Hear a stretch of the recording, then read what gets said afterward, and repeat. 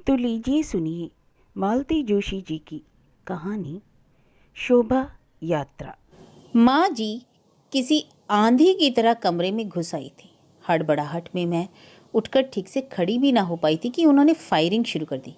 मुन्ना कहाँ है? कब से गया है? अब तक लौटा क्यों नहीं? क्या रोज इतनी देर रात गए लौटता है? और फिर सबसे अंत में, तुम यहाँ बैठे बैठे क्या कर रही हो? क्या इसलिए तुम्हें ब्याह कर लाए थे कि पति आधी रात तक शहर की सड़कें नापता घूमता रहे और तुम मजे में लेटी उपन्यास पढ़ रही हो? जाहिर था इनमें से किसी भी बात का उत्तर मेरे पास नहीं था, इसलिए चुपचाप सिर झुकाकर सारी बमबारी झेलती रही।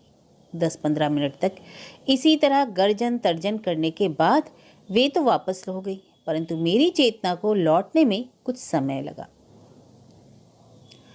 और लौटती चेतना के साथ जो पहला भाव जगा वह रोष का था। मन हुआ दौड़कर जाऊं और उनका रास्ता रोककर पूछूं, ये आज ही आपको अचानक अपने लाडले की याद कैसे हो आई?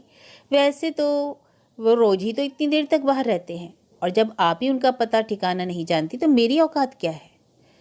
और यह सब कह चुकने के बाद उन्हें एक बार ठीक से जता दूं कि उनका इस तरह बेधड़क कमरे में चला आना मुझे जरा भी अच्छा नहीं लगा, और यह सब कह सिर्फ मेरे रोष का ही उबाल था जो मुझ में इतना जोश भर दे रहा था, पर वो दूसरे ही क्षण ठंडा हो गया। अपना सारा आक्रोश मन ही मन पी गई मैं, क्योंकि जानती थी माँ जी के सामने सिर उठाकर खड़े रहना भी मेरे लिए कठिन है। फिर कुछ कहने का तो क्योंकि जानती थी माँ जी के सामने सिर उठाकर खड़े रहना भी मेरे लिए कठिन है, फिर कुछ कहने का तो प्रश्न ही नहीं उठता। इस दबंग महिला के प्रति एक अजीब सी दहशत भर गई है मन में। नौकरों चाकरों या परिवारजनों के सामने तो वे स्नेह की प्रतिमूर्ति बनी रहती हैं, पर अकेले में जब भी सामना हुआ डांट फटकार या ताने उल्हानों के सिवाय कुछ नहीं मिला। ना सही माँ से, लेकिन बेटे से तो आज जंग छेड़नी ही है। कोई मोम की गुड़िया समझ लिया है मुझे कि जब चाह प्यार कर लिया और जब चाह दुत्कार दिया। रात 1:30 बजे के करीब मोटरसाइकिल की परिचित आवाज़ अहाते में गूंजी। अपने तरकश के सारे तीर भांजकर मैं हमले के लिए तैयार ही बैठी थी कि माँ ने बेटे को बीच में ही लपक लिया। कहाँ थे अब तक? और वे शायद इस आक्रमण के लिए तैयार नहीं थे, इसलिए हड़बड़ाहट में सच बोल गए। बांध पर गया था। इतनी रात बांध पर क्या कर रहे थे? डिनर था। किसने दिया था? ब्रिज किशोर ने। झूठ मत बोलो, वह तो आज सुबह ही चाचा के साथ गया था। उससे क्या फर्क पड़ता है, डिनर उसकी तरफ से था, उन्होंने कहा। तुम्हारे साथ और कौन था वहाँ? उसकी बीवी। शर्म नहीं आती है कहते हुए? वह आदमी तो शर्म हया सब बेचकर खा गया, बहाल होने के लिए कुछ भी करने को तैयार है। पर तुम्हें तो कुछ अकल होनी चाहिए। घर में नई नवेली बहू बैठी है और तुम। आपको आखिर गुस्सा किस बात का आ रहा है? माँ जी की बात काटते हुए इन्होंने शांत स्वर में कहा। आपको दुख किस बात का हो रहा है? मेरे बांध जाने का या अपने 15,000 खोने का? उसे बहाल हो जाने दीजिए, आपकी फीस आपको मिल जाएगी। आश्चर्य! इतनी कड़वी बात का माँ जी ने कोई उत्तर नहीं दिया, और कुछ ही क्षणों में उनकी भारी भरकम पदचाप क्रमशः गलियारे से दूर होती चली गई। दरवाजे से कान लगाए खड़ी थी मैं, पीछे हटने को ही थी कि ये दरवाज़ा जोर से ठेल कर भीतर आ गए। मुझे एकदम सामने पाकर कसैली आवाज़ में बोले, क्यों, आपको भी कुछ पूछना है? नहीं, वैसे अब पूछने को था ही क्या, मैंने मन में सोचा, लेकिन मुझे पूछना है। इन्होंने जलती आंखों से घूरते हुए कहा। पूछिए। अम्मा से शिकायत किसने की थी? उनकी आंखों में ही नहीं, आवाज़ में भी अंगारे थे, लेकिन उनकी आँच मुझे दहला नहीं सकी, क्योंकि वे तो सिर्फ अंगारे थे। मेरे अंतस में तो सचमुच ज्वालामुखी धधक उठा था। हे ईश्वर, यह मुझे कहाँ लाकर डाल दिया? किस घर के माँ बेटे इस स्तर का वार्तालाप करते होंगे? दुनिया का कौन सा पति इतना बेशरम होगा कि पत्नी से आकर लड़े कि अम्मा से शिकायत किसने की? भाभी, आपके चाचा जी आए हैं, सुनीता ने आकर बताया तो हर्ष और विस्मय से मैं उसे देखती रह गई। नीचे चलिए ना, उसने कहा, तब जाकर मुझे होश आया। चाचा जी मुझसे मिलने मेरे कमरे तक थोड़े ही आएंगे, उनसे मिलने नीचे बड़े हॉल में ही जाना होगा। कई जोड़ी आंखों के सामने उनसे मिलना होगा, 1000 पैरों के बीच बातें करनी होंगी। मिलने का आधा उत्साह तो वहीं शेष हो जाएगा। दो जी ने उतरकर सुनीता के पीछे पीछे जब बड़े हॉल में प्रवेश किया तो बचा कुचा आनंद भी जाता रहा। सामने सोफे पर बल्लू चाचा, यानी कि हमारे पड़ोसी थे बल्लू चाचा बैठे हुए थे। मुझे देखते ही उठ खड़े हुए स्नेह सिक्त स्वर में बोले, कैसी हो बिटिया। उनके उस स्नेह संबोधन में ऐसा दुलार छलक पड़ रहा था कि मेरे आंसू निकल आए। बचपन में कई बार उनके कंधे पर चढ़कर कच्चे आम तोड़े हैं, उनके गले में झूलकर कई फरमाइशें भी की हैं। मन हुआ फिर से वही नन्ही सी वंदना बन जाऊं और ठुनक कर कहूं, चाचा जी हमें अपने साथ ले चलिए, अब हमारे यहाँ मन नहीं लगता। दूसरे ही क्षण याद आ गया कि इस किले से बाहर पैर देना इतना सरल नहीं है। बिना किसी तीज त्योहार के, बिना किसी बुलावे के अम्मा जी मुझे अड़ोसियों पड़ोसियों के साथ कभी नहीं भेजेंगी। बल्लू चाचा अब इत्मीनान से बैठकर हॉल की सजावट का निरीक्षण कर रहे थे। मैं भी उनकी प्रशंसा भरी दृष्टि का अनुसरण कर रही थी। इतनी फुर्सत से मैं भी पहली बार ही वैभव के उस भौंडे प्रदर्शन को देख रही थी। इससे पहले जब भी यहाँ आई हूँ, प्रदर्शन की वस्तु बनकर ही आई हूँ। कई जोड़ी आंखों से बिंद घंटों बैठी हूँ, पर कभी आंख उठाकर देखने का साहस नहीं हुआ। सुनीता इस बीच चुपचाप उठकर चली गई थी। शायद समझी हो कि उसके सामने मैं ठीक से बात नहीं कर पाऊंगी। घर में वही तो एक समझदार जीव है और संवेदनशील भी। इस तरह चुपचाप बैठना सचमुच बड़ा खराब लग रहा था। आखिर मैंने ही पूछ लिया, कब आना हुआ चाचा जी। यही पास वाले गांव में एक बारात में आया था। अपने रवि प्रताप सिंह के लड़के की शादी थी। यहाँ तक आया था तो सोचा बिटिया से भी मिलता चलूं। घर पर तो सब ठीक है ना? हाँ, एकदम मजे में है। योगेश रायपुर से बदल कर आ गए।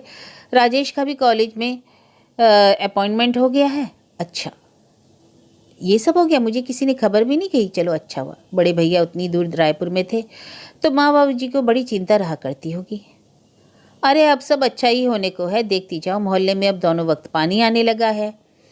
गली के मोड़ पर बिजली का खंभा जो लग गया है, गली तो ऐसी चकाचक रहती है कि बस खुद नगर पालिका वाले आकर देख जाते हैं। जानते हैं ना, मिनिस्टर साहब के समधी हैं।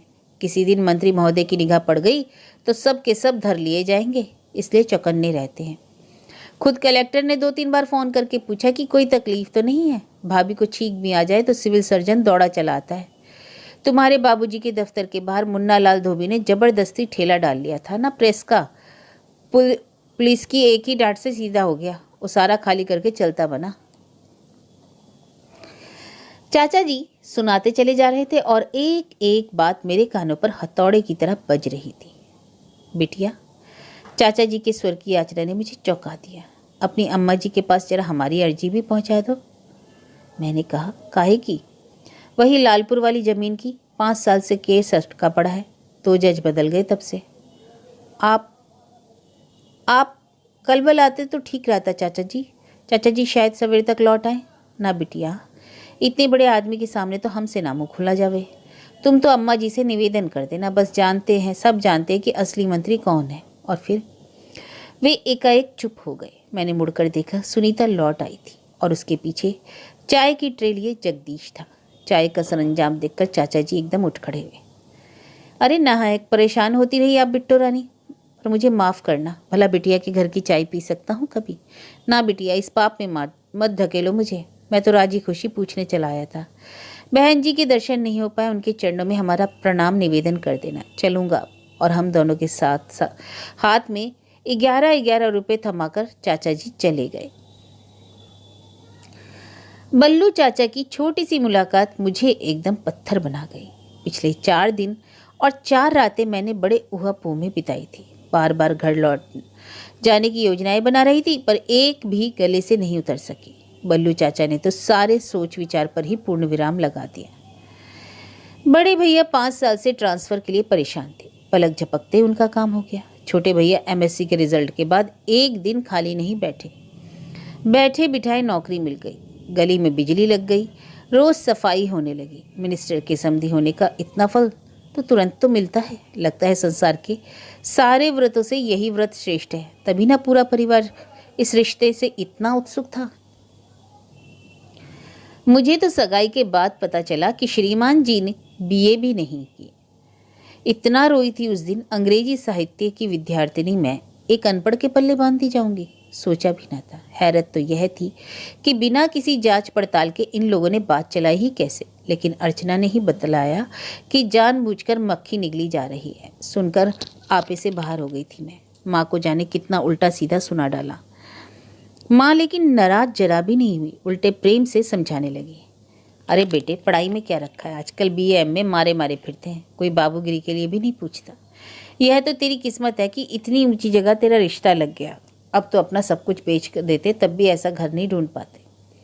लाखों की जायदाद है, कोठी है, कार है, नौकर है, चाकर है, मिनिस्ट्री की शान है, सो अलग। पर मिनिस्टर तो उनके चाचा है ना माँ, तो क्या हुआ, सब कुछ इन्हीं लोगों का तो है। उनके तो कोई बाल बच्चा थोड़ी ही है। बीवी भी कहते हैं पागल थी सो छोड़ रखी है। मन को कहीं से भी माँ के ये तर्क बांध नहीं पाए थे। फिर भी मैंने परिस्थिति से समझौता किया। एक हिंदुस्तानी लड़की और कर भी कह सकती है।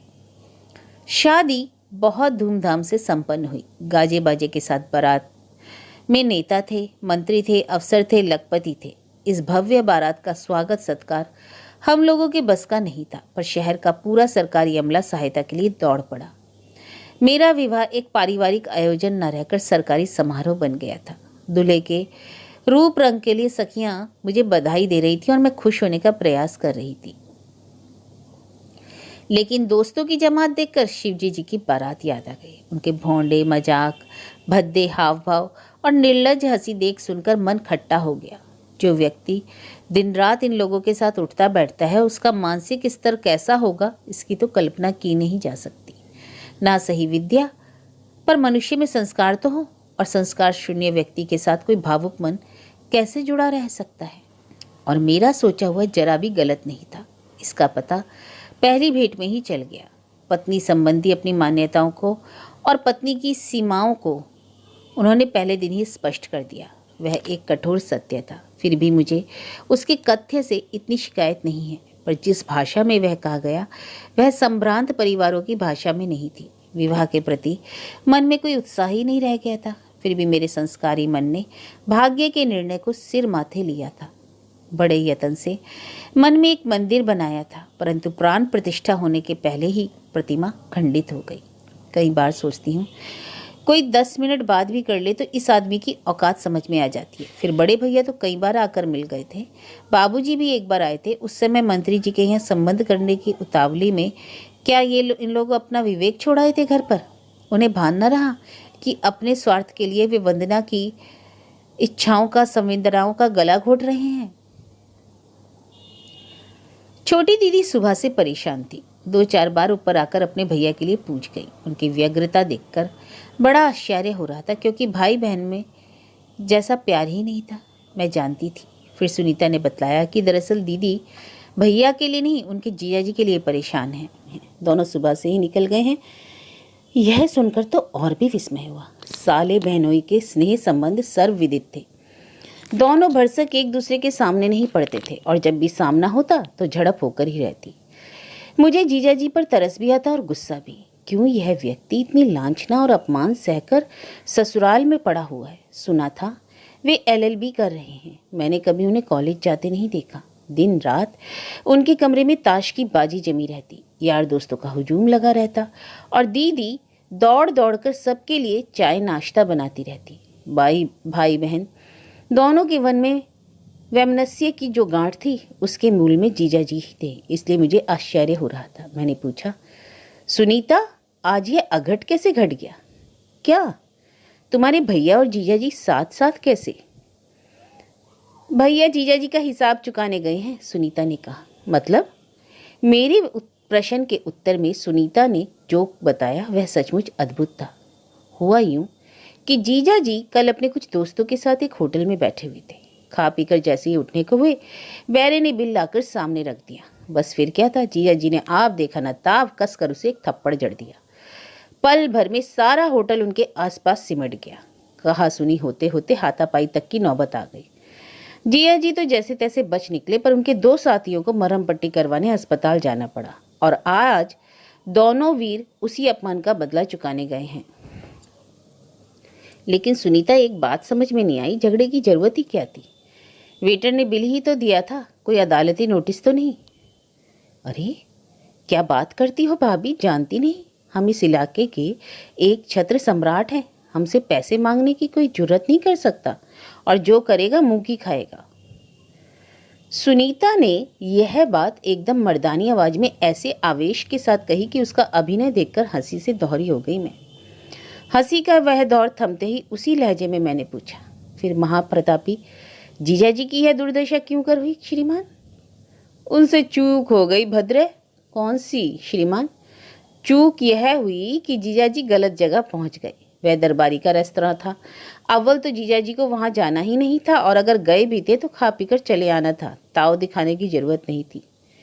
इस बार सुनीता कुछ गंभीर थी, इसलिए मैंने भी गंभीर होकर पूछा, यह दरबारी कौन है? पेट्रोल डीलर है। शहर में उसके 2 होटल चलते हैं, एक रेडियो की दुकान भी है।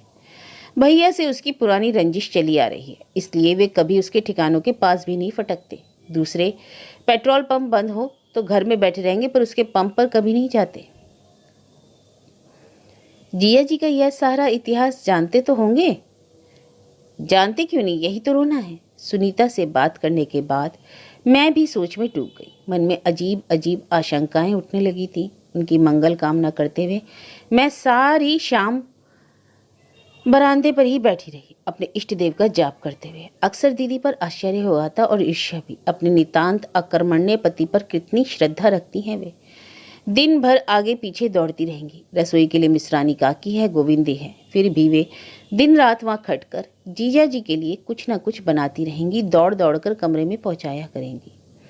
हफ्ते में 3 व्रत रखती हैं वे। एक उनकी परीक्षा में सफलता के लिए, एक उनकी मंगल की पीड़ा के लिए, एक उन्हीं की 7:30 को शांत करने के लिए। सोमवार, मंगलवार, शनिवार, हफ्ते में 3 दिन दीदी अपने पति के लिए निराहार रहती है। लगता है पति भक्ति का यह संस्कार हम लोगों को घुट्टी में ही पिला दिया जाता है, नहीं तो इनकी सुरक्षा के लिए इतनी आकुल व्याकुल हो उठूंगी, इसका मुझे भी अनुमान नहीं था। दिन ढले जब उन्हें अपनी मोटरसाइकिल पर बैठकर सही सलामत लौटते देखा तो मैंने चैन की सांस ली। कमरे में आकर ये बैठे ही थे कि सुनीता आ गई। भैया, दीदी पूछ रही है चाय अभी लेंगे या ठहर कर? वे कुछ क्षण उसे घूरते रहे, फिर बोले, वे जो चाय के शौकीन नीचे बैठे हैं ना, उन्हीं को जाकर जी भर कर पिलाए, हमारी फिक्र करने की जरूरत नहीं है। सुनीता अपना सा मुंह लेकर मुड़ी ही थी कि इन्होंने फिर आवाज दी, गुड्डी, जरा दीदी से कहना कि अपने बबुआ को खूंटे से बांध कर रखे, लड़ने का दम तो है नहीं, सबसे उलझते फिरते हैं। और सुनीता के जाते ही मुझ पर बरस पड़े, अब क्या मेरे लिए चाय भी बनाकर नहीं ला सकती तुम? उनके उस कर्कश स्वर से पल भर पहले मन में उपजी सारी कोमल मधुर भावनाएं बिला गई। भारी मन से नीचे उतर कर आई तो देखा दीदी ने नाश्ते का शाही सरंजाम किया हुआ। उनका उल्लास देखते बन रहा था। किसी होटल के कर्मचारियों से हाथापाई करके लौटे हुए पति को का वे ऐसा स्वागत कर रही हैं जैसे वे हल्दी घाटी का युद्ध जीत कर लौटे हों। रात के सन्नाटे में फोन की घंटी बड़ी कर्कश लगी। दिन भर के कार्यकलापों से थककर ये गहरी नींद सो रहे थे। दिन भर के मानसिक उद्वेलन के कारण मेरी नींद कोसों भाग गई थी, इसलिए बाहर वाले छोटे कमरे में बैठकर कुछ पढ़ने का और कुछ बुनने का यत्न कर रही थी। इन्हें रोशनी से कष्ट न हो इसलिए मैंने बीच वाला दरवाजा भी ठेल दिया था। देश काल से बेखबर अपने विचारों में ऐसी खोई हुई थी कि फोन की घंटी से बुरी तरह चौंक उठी। एक बार मन हुआ इन्हें जगा दूं, इतनी रात को फोन आया है तो इन्हीं के लिए होगा, पर हिम्मत नहीं पड़ी। एक तो शाम से ही मुंड उखड़ा हुआ है, उस पर सोते समय एक पैक चढ़ाकर सोए थे। ऐसे में उनकी नींद में व्यवधान डालना मुसीबत बुलाना ही था। मैंने रिसीवर उठाते हुए हौले से कहा, हेलो। कौन? भाभी जी बोल रही हैं? नमस्कारम भाभी जी। मैं चुप। अरे भाभी जी, हमसे ना बनिए, हम आपको पहचान गए। इतनी महीन आवाज उस घर में किसी की नहीं है, सब के सब फटे हैं। काम क्या है बताइए, मैंने यथाशक्ति कठोर स्वर में कहा। आपके छैला बाबू क्या कर रहे हैं? सो रहे हैं। जग जाएं तो हमारा एक संदेशा उन तक पहुंचा दीजिएगा। कहिएगा कि 2-4 गुंडे हमने भी पाल रखे हैं, एक ठो पिस्तौल भी हमारे पास है। तड़प कर मैंने रिसीवर नीचे रख दिया, पर उसके बाद भी वह धमकी भरा स्वर कानों में गूंजता रहा। एक बार फिर इन्हें जगाने का मन हुआ, पर जब्त कर गई। क्या अभी ही उठकर चल दें? दिन भर इतना तनाव झेला था मैंने, अब हिम्मत नहीं थी। अगले 2-4 दिनों में ही सब कुछ सामान्य हो गया। फोन की बात मेरे दिमाग से एकदम उतर गई थी कि एक दोपहर को फिर से घनघनाया। दिन में तो इनका घर पर रहने का सवाल ही नहीं उठता, मुझे ही उठाना पड़ा। हेलो, मैंने कहा। नमस्कारम भाभी जी, आराम में खलल डाल रहा हूँ, माफ़ करेंगी, पर मेरी अर्जी के बारे में पूछ रहा था। साहब बहादुर तक पहुंची है कि नहीं अभी तक? मैंने तिल मिलाकर फ़ोन रख दिया, पर उसके बावजूद उसकी हंसी देर तक मेरे कानों से टकराती रही। फिर तो जैसे यह क्रम ही बन गया। हर 2-4 दिन बाद वह रिंग करता। ये अक्सर घर पर नहीं होते, या क्या पता जानबूझकर ऐसा समय चुना जाता हो। उसकी आवाज़ सुनते ही मैं फ़ोन रख देती, पर सलामी के तौर पर कहा गया विशिष्ट अंदाज वाला नमस्कारम और उसका अनुसरण करती हुई फार्मूला फिल्मों की सी खलनायक की हंसी, इतना तो सुनना ही पड़ता।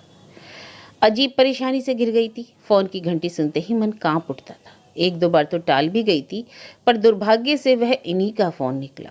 कमरे से अपनी अनुपस्थिति की सफाई देते देते मुझे पसीना छूट गया।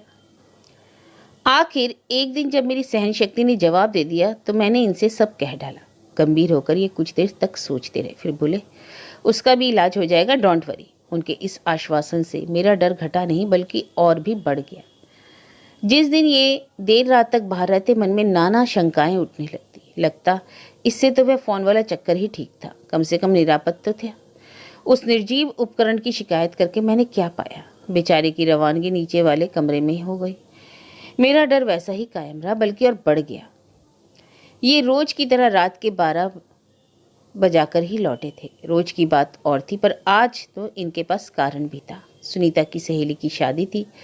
सुनीता ही नहीं, सारा घर वहां आमंत्रित था। मेरे लिए तो विशेष मनोहार की थी विद्या ने। सुनीता ने भी बहुत कहा था, पर माँ जी नहीं मानी। बोली किसी और दिन ले जाना, भीड़ भाड़ में नहीं भेजूंगी, 100 तरह के लोग आते हैं। पता नहीं किस युग में जी रहे थे ये लोग। चेकअप करवाने के लिए मेरा अस्पताल जाना इनकी शान के खिलाफ था। कल ही डॉक्टर घर पर आकर देख गई थी। बोली बस खुश रहो और सुबह शाम थोड़ा घूम लिया करो। तुम्हें तो अब कहीं बाहर जाने की जरूरत भी नहीं, घर में इतना बड़ा कंपाउंड है। अब उन्हें क्या बताती कि यहाँ तो कमरे से निकलने से पहले भी 10 बार सोचना पड़ता है। जीजा जी 24 घंटे घर पर रहते हैं, इसलिए बीच वाली मंजिल मेरे लिए एक तरह से वर्जित ही है। नीचे चाचा जी के कारण हर दम एक मेला सा लगा रहता है, वहाँ जाने का प्रश्न ही नहीं। बस कभी माँ जी के पास या सुनीता के पास बैठ लिया, बस इतना ही। सो भी बहुत कम। माँ जी के पास तो बिना बुलावे के कभी गई नहीं। सुनीता अपनी पढ़ाई में, अपनी सहेलियों में मग्न रहती है। फुर्सत में रहती है तो ऊपर खुद ही चली आती है। अपने लिए तो बस यह छोटी सी छत है और उससे लगे ये जुड़वा कमरे। इन्हीं में रहकर खुश हो लो या उदास, क्या फर्क पड़ता है। ये लौटे तो सीधे भीतर चले गए। मेरे मन में कई प्रश्न फुदक रहे थे। शादी कैसी हुई, दूल्हा कैसा है, बारात में कितने लोग हैं, डिनर कैसा रहा, दहेज में क्या क्या दे रहे हैं। पर इनका मूड देखकर चुप लगा गई। नाइट सूट निकाल कर पलंग पर रख दिया और प्रतीक्षा करती रही कि तभी दरवाजे पर दस्तक हुई। कौन होगा इस समय? सुनीता तो नहीं, शायद भाई के साथ लौट आई हो, कोई जरूरी बात कहनी हो, शायद दीदी हो। रिम्मी को उस दिन जैसा फिटना आ गया हो कहीं, या माँ जी, उनके लिए तो समय की कोई पाबंदी ही नहीं है। मैंने बाथरूम के बंद दरवाजे की ओर एक बार देखा, फिर बाहर आकर दरवाजा खोल दिया। गलियारे में एक दीर्घकाय सुदर्शन युवक खड़ा था। नमस्कारम भाभी जी। मुझे लगा मैं जहां खड़ी हूं वह जमीन एकदम भुरभुरी हो गई। श्रीमान जी कहाँ हैं? मेरे मुंह से आवाज नहीं निकली। मेरी गैर हाजिरी में मेरे घर पर जौहर दिखाकर आए हैं, उनसे कहिए हिम्मत हो तो सामने आकर बात करें। मैं खुद चलकर उनकी मांद में आया हूँ, उनकी तरह दुम दबाकर भागने वाला नहीं हूँ। उसकी आंखों में से ऐसी लपटें निकल रही थी कि मैं मंत्र खिड़कित सी वहीं खड़ी रह गई। एक टक उसे देखते हुए लगा कि मेरी पलक झपकते ही यह आदमी झपट्टा मारकर मुझे दबोच लेगा। तभी बाथरूम का दरवाजा खुलने की आवाज आई। साहस कर मैंने पीछे मुड़कर देखा। ये बीच वाले दरवाजे में आ खड़े हुए थे। मैं कुछ कहने को ही थी कि इनका हाथ उठा, एक धाए की आवाज हुई और वह लंबा चौड़ा व्यक्ति मेरे देखते ही देखते धाराशायी हो गया। पल भर को जैसे सारा संसार चक्र सहमकर थम गया था। फिर एकदम मेरी संज्ञा लौट आई। होनी अपनी संपूर्ण भयावता के साथ मेरे सामने खड़ी थी। माँ जी! मैं जोर से चीखी और फिर उनके नाम की गुहार लगाती हुई 150 सीढ़ियां एक सांस में उतर गई। दरवाजा खुलवाने की जरूरत ही नहीं पड़ी। शायद उन्होंने मेरी आवाज सुन ली थी। क्या बात है? उन्होंने कड़क कर पूछा। माँ जी, खून वहां ऊपर। हांफने के कारण मुझसे ठीक से बोला भी नहीं जा रहा था। पेट पकड़कर मैं वहीं जमीन पर धम से बैठ गई। एक मरोड़ थी जो नीचे से उठकर सारे शरीर को व्याप गई। उस प्राणांतक पीड़ा को होठों में ही पी लेने का प्रयास से सारा घर मेरे सामने घूम गया। एक अंधेरा था जो प्रतिक्षण मुझे लीलने बड़ा आ रहा था। उन डूबते क्षणों में भी मैंने स्पष्ट देखा कि कमरे के अंधेरे से चाचा जी की आकृति उभरी थी। अपनी सुदीर्घ देह दृष्टि पर केवल तहमत लपेटे हुए माँ जी के पीछे आकर खड़े हो गए। आसन्न मूर्छा की अवस्था में भी मैंने आधी रात को माँ जी के कमरे में उनकी उपस्थिति को लक्ष्य किया और आश्चर्य में डूब गई। पता नहीं कितनी देर बाद मुझे होश आया। जागने पर अपने आप को नितांत अपरिचित चेहरों से घिरा पाया। केवल एक ही आकृति जानी पहचानी सी लग रही थी। वे थी शायद माँ जी। माँ जी, माँ जी, खून। मैं चीखी पर आवाज गले में फंसकर रह गई। क्या कह रही है? कोई फुसफुसाया। ज़्यादा ब्लीडिंग हो गई है ना, घबरा गई है। नहीं नहीं, वो बात। चुप रहो। उस नीम बेहोशी की अवस्था में भी मैंने उस आवाज़ की कड़क को महसूस किया और अगले ही क्षण उस आवाज़ में मिश्री घुल गई थी। देखो, तुम सीढ़ियों पर से गिर गई थी ना, तुम्हारे सिर में चोट आई है, सख्त आराम की ज़रूरत है, लेटी रहो। नहीं, मैंने फिर प्रतिवाद करना चाहा, पर आवाज़ ही नहीं निकली। एक पीड़ा का प्रचंड वेग था जो पूरे शरीर में चक्कर काट रहा था। उसे झेलने के प्रयास में फिर मेरी संज्ञा धीरे धीरे लुप्त होती चली गई। 3-4 दिन तक मैं इसी अद्र जागृत अवस्था में लेटी रही। बार बार कोई आकर कानों में मंत्र सा फूंक जाता। तुम्हें आराम की ज़रूरत है, तुम सीढ़ियों से गिर गई थी, तुम्हें बहुत चोट आई है। मन इस बात की गवाही नहीं देता था, पर प्रतिवाद करने की शक्ति भी नहीं रही। चुपचाप पड़ी रहती थी मैं। 5वें दिन उस अपरिचित माहौल से मैं एक युग युगांतर से परिचित चेहरा नजर आया। माँ! अपनी सारी शक्ति लगाकर मैं चीखी और उनसे लिपट गई। पता नहीं कितने दिनों से संचित आंसू बांध तोड़कर बह निकले। माँ बाबूजी अस्पताल में ही 2-3 दिन रहे। वहीं से मैं विदा हुई, गाड़ी जैसे चलने को हुई। माँ जी एकदम माँ के पास आई और बोली, देखिए इसे ज़बरदस्त शौक लगा है, एक तो गिरने का और दूसरे बच्चा भी नहीं रहा, इसलिए इस प्रसंग को घर में ना ही चलाएं तो अच्छा है और लोगों को भी मना कर दें। यह पहला अवसर था जब किसी ने मेरे अजात शिशु को के दुखद अवसान की चर्चा मेरे सामने इतना खुलकर की थी, वह भी इस हिदायत के साथ कि मेरे सामने यह चर्चा ना चलाई जाए। माँ ने घबराकर कनखियों से मेरी ओर देखा, पर मैं शांत भाव से सुनीता से बात करती रही। मन का आकाश क्षण भर के लिए अवसाद से घिर भी गया था, लेकिन मैंने किसी को इसका संकेत नहीं दिया। एक नन्हा खिलौना हाथ में आने से पहले ही गिरकर टूट गया। इस दुर्घटना को मैंने भाग्य का लेख मानकर स्थित प्रज्ञता से स्वीकार कर लिया था। मेरे दुख की जड़ें इससे बहुत गहरी थी, पर देखने वाले जो समझ रहे थे उनके लिए वही सत्य था। माँ की आंख बचाकर कई बार दादी मेरे पास आकर बैठ जाती, मेरा सिर अपनी गोद में रखकर समझाने लगती, बेटे, दाता जो देता है वे सभी फल अपने थोड़े ही होते हैं, जो अपनी झोली में बच जाए बस उन्हीं पर अपना हक होता है। मुझे देख, कच्चे पक्के कुल मिलाकर दादी बेचारी अपना लेखा जोखा पूरा भी नहीं कर पाती और माँ को भनक पड़ जाती।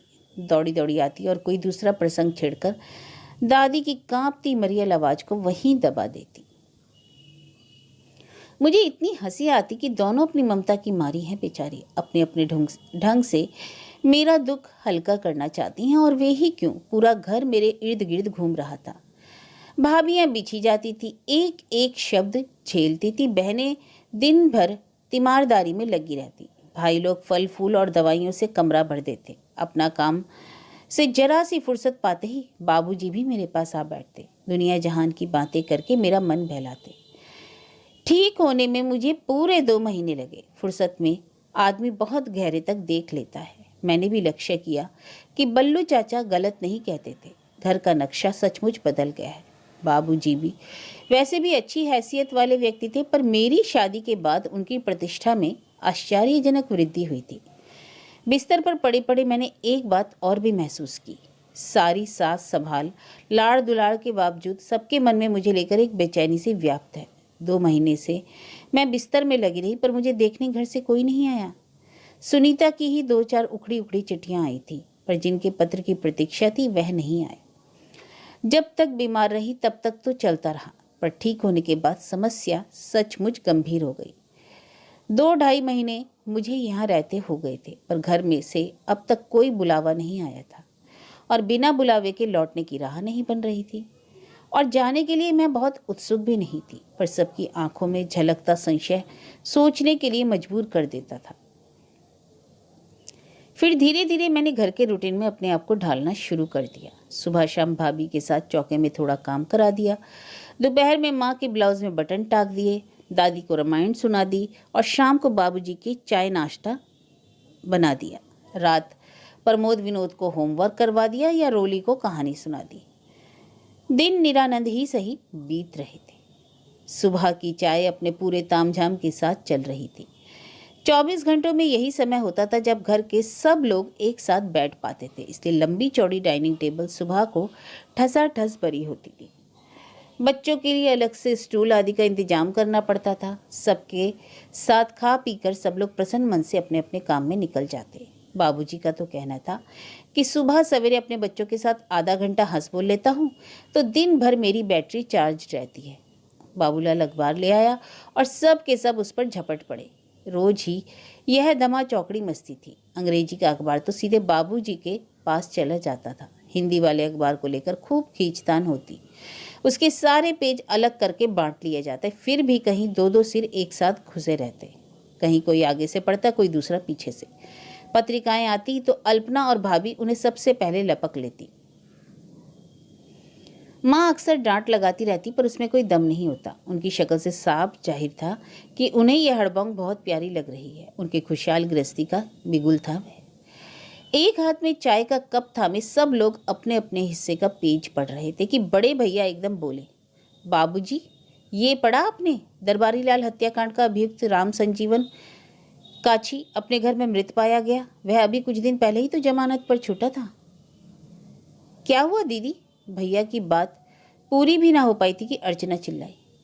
कुछ नहीं रे, चाय छलक गई थी, अभी साफ करके आती हूँ, नहीं तो दाग नहीं छूटेगा, मैंने उठते हुए कहा और चाय से सनी साड़ी की पटलियां हाथ में थामकर बाहर निकल आई।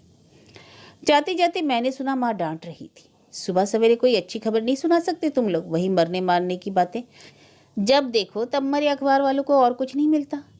किसी तरह साड़ी पर पानी डाला मैंने और वहीं पिछले बरामदे की सीढ़ियों पर ही पसर कर बैठ गई। शरीर की सारी ताकत जैसे किसी ने एकदम सोख ली थी। उठकर कमरे तक जाने का भी हौसला न रहा। चाय तो दरबारी का नाम सुनते ही छलक गई थी। बड़े यत्न से विस्मृत किया हुआ वह प्रसंग आंखों के सामने घूम गया था। वह दीर्घकाय आकृति, वह सुदर्शन चेहरा, खलनाई की हंसी, खास ढंग से कहा गया नमस्कारम और वह रौवीली आवाज, और फिर कटे वृक्ष की तरह एकदम ढह जाना। क्षण भर में यह सब किसी चलचित्र की भांति मेरी आंखों के सामने घूम गया था। लेकिन उसके बाद क्या कहा था भैया ने? किसका नाम लिया था? राम सजीवन यानी काका? लेकिन उस दिन तो बेचारे घर पर ही नहीं थे। दीदी लोगों के साथ शादी वाले घर में गए हुए थे। जीजा जी उस दिन कानपुर एक दोस्त की शादी में गए थे। इन्होंने तो साफ कह ही दिया था कि शादी में तो जाएंगे लेकिन किसी को लाने ले जाने की जिम्मेदारी नहीं लेंगे, इसलिए फिर काका को साथ जाना पड़ा। वैसे चाचा जी वहीं थे उस समय, इसलिए गाड़ी भी थी, पर लड़कियों के मामले में माँ जी किसी पर भरोसा नहीं करती थी। सिर्फ काका ही उनके विश्वस्त थे। बेचारे 20 साल से ड्योढ़ी पर थे। अक्सर अपनी खिड़की से मैं देखती रहती। सफ़ेद झक धोती, सफ़ेद कुर्ता, कल्फ लगा साफा, कमर में लाल कमरबंद जिसके पीतल के बटन दूर से झिलमिलाते, कंधे पर झूलती रहती एक बंदूक। नुकीली मूछों के साथ काका किसी राजपूत सामंत से कम नहीं लगते थे। यहाँ बैठी क्या कर रही है बीनू? माँ घबराई सी मेरे पास आकर खड़ी हो गई। कुछ नहीं माँ, साड़ी सुखा रही थी। अरे वाह, क्या यही एक साड़ी रह गई है पहनने को? गीले कपड़े पहनकर बीमार पड़ना है क्या? चल उठ। सच बताऊँ माँ, काका की खबर सुनकर मन कैसा तो हो गया। अरे सो तो होना ही है रे। माँ खुद ही मेरे पास बैठ गई और बोली, इतने दिन हो जाते हैं तो नौकर नौकर थोड़े ही रहता है, ते घर के आदमी हो जाते हैं। और उसने तो बेचारे ने घर के बड़े बुजुर्गों सा ही काम किया है, नहीं तो लड़की बच पाती भला। माँ क्या हुआ था ठीक से याद नहीं आ रहा। अरे तुझे याद कहाँ से होगा, तू तो अस्पताल में थी ना। घर के सभी लोग तेरे साथ अस्पताल में थे। सुनीता अकेली थी घर पर दीदी के बच्चों के साथ। उस दिन तो सब वे सब शादी में गई थी? गई तो थी, पर तेरी तबीयत खराब होते ही माँ जी ने फ़ोन करके सबको बुला लिया। कुंवर जी तो पहले आ गए थे मोटरसाइकिल पर, लड़कियां बाद में आई, सब लोग चले गए। सुनीता अकेले कमरे में थी। यह भला आदमी पता नहीं कहाँ से टपक पड़ा। उस दिन कुंवर जी उसके भाई के साथ मारपीट कर आए थे, इसलिए बदला लेने आया था। भाई तो मिला नहीं, बहन आता गई। उसकी चीख सुनकर राम सजीवन दौड़कर ना आया होता तो अनर्थ हो गया होता। जानती है, तेरी सास ने फौरन 1000 रुपये निकाल कर उसे दिए थे। बोली पुलिस की नज़रों में वह हत्यारा हो सकता है, हमारे लिए देवता है। उसने घर की इज्जत बचाई है। घर की इज्जत तो सचमुच बचा ली थी काका ने, पर कैसे, यह बात माँ कभी न जान पाएगी। और ऐसा त्यागी वीर पुरुष अपने घर में मृत पाया गया। क्यों? अखबार ने लिखा है। मृत्यु के कारणों का पता नहीं चल सका। इससे एक बात तो स्पष्ट हो ही जाती है कि मृत्यु स्वाभाविक नहीं थी। क्यों?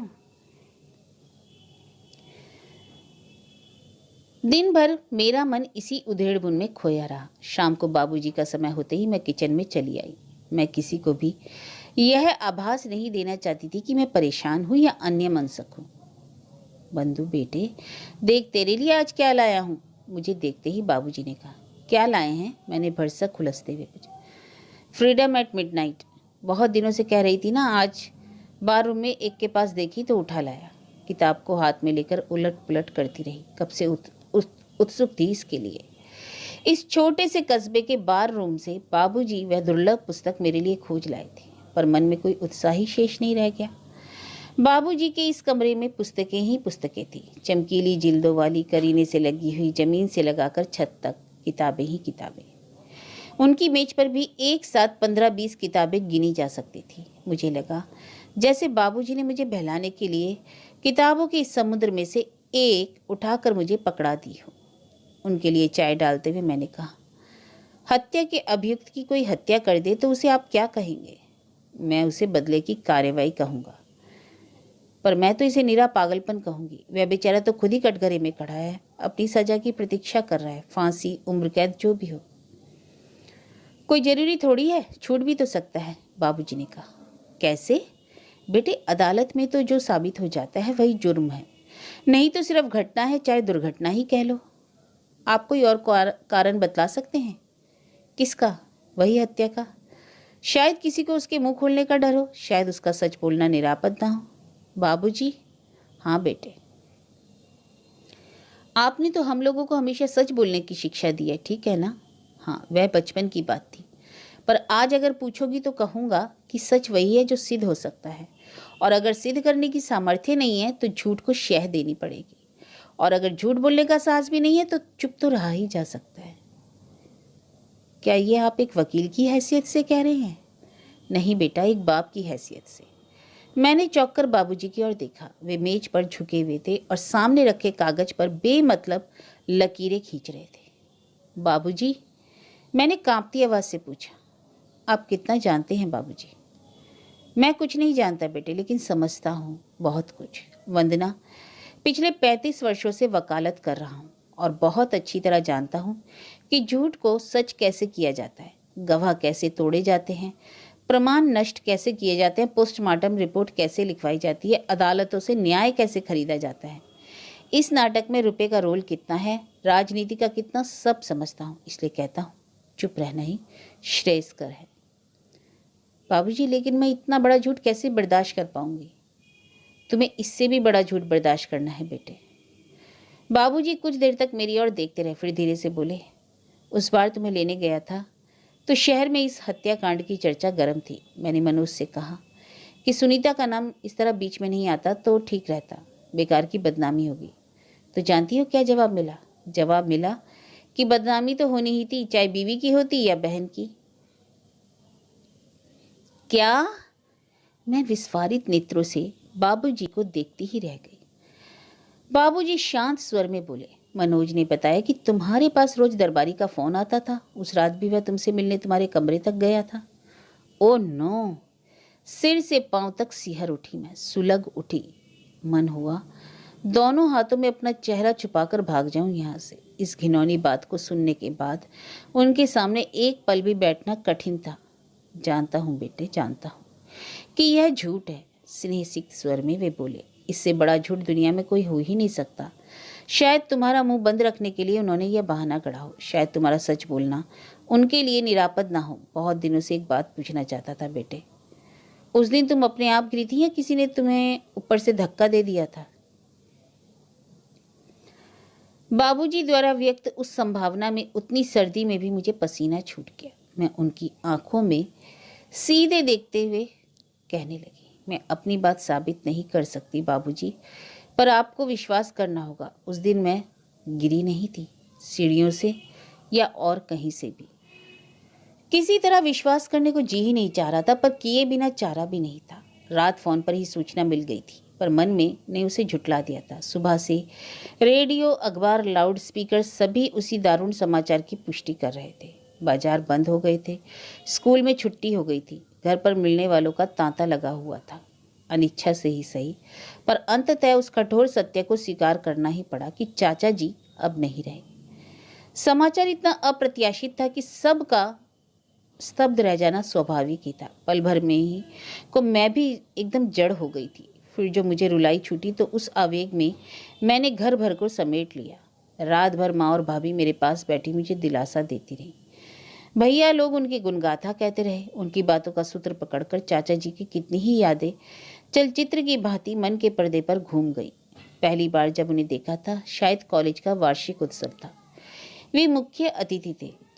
छात्रा प्रतिनिधि के रूप में स्वागत मैंने ही किया था। उस समय उन्हें बहुत पास से देखने का अवसर मिला। सफ़ेद चूड़ीदार पजामा, रेशमी अचकन, सफ़ेद टोपी, रौबदार व्यक्तित्व, गहरे से देखती आंखें, लुभावनी हंसी। स्वागत भाषण पढ़ते हुए सचमुच मेरा मन गदगद हो उठा। 4-5 दिन बाद पता चला कि मैंने भी उन्हें कम प्रभावित नहीं किया। उन दिनों वे अपने पितृहीन भतीजी के लिए सुयोग्य कन्या की तलाश में थे। मुझे उन्होंने समारोह में देखा, सुना और परख भी लिया। प्रिंसिपल स्वयं उनका प्रस्ताव लेकर बाबूजी के पास आए थे। मैं तो जैसे खुशी से पागल हो गई थी। उसके बाद उन्हें तब देखा जब मेरी ओली डालने घर पर आए थे। उस समय ठेठ पंडिताऊ वेशभूषा में थे, फिर भी अपने सौम्य और भव्य व्यक्तित्व के कारण सब रिश्तेदारों में अलग लग रहे थे। मेरे विवाह का आयोजन तो बहुत ही भव्य पैमाने पर हुआ था। उस तामझाम को संभालना बाबूजी के बस की बात नहीं थी। यह तो चाचा जी का सौजन्य था, शालीनता थी जो सब कुछ ठीक से निभ गया। दान दहेज, खान पान, मान सम्मान, रीति रिवाज, किसी भी बात को लेकर चकचक ना उन्होंने की, ना होने दी। ऐसे समझदार समधी के लिए बाबूजी को सबने बधाई भी दी थी।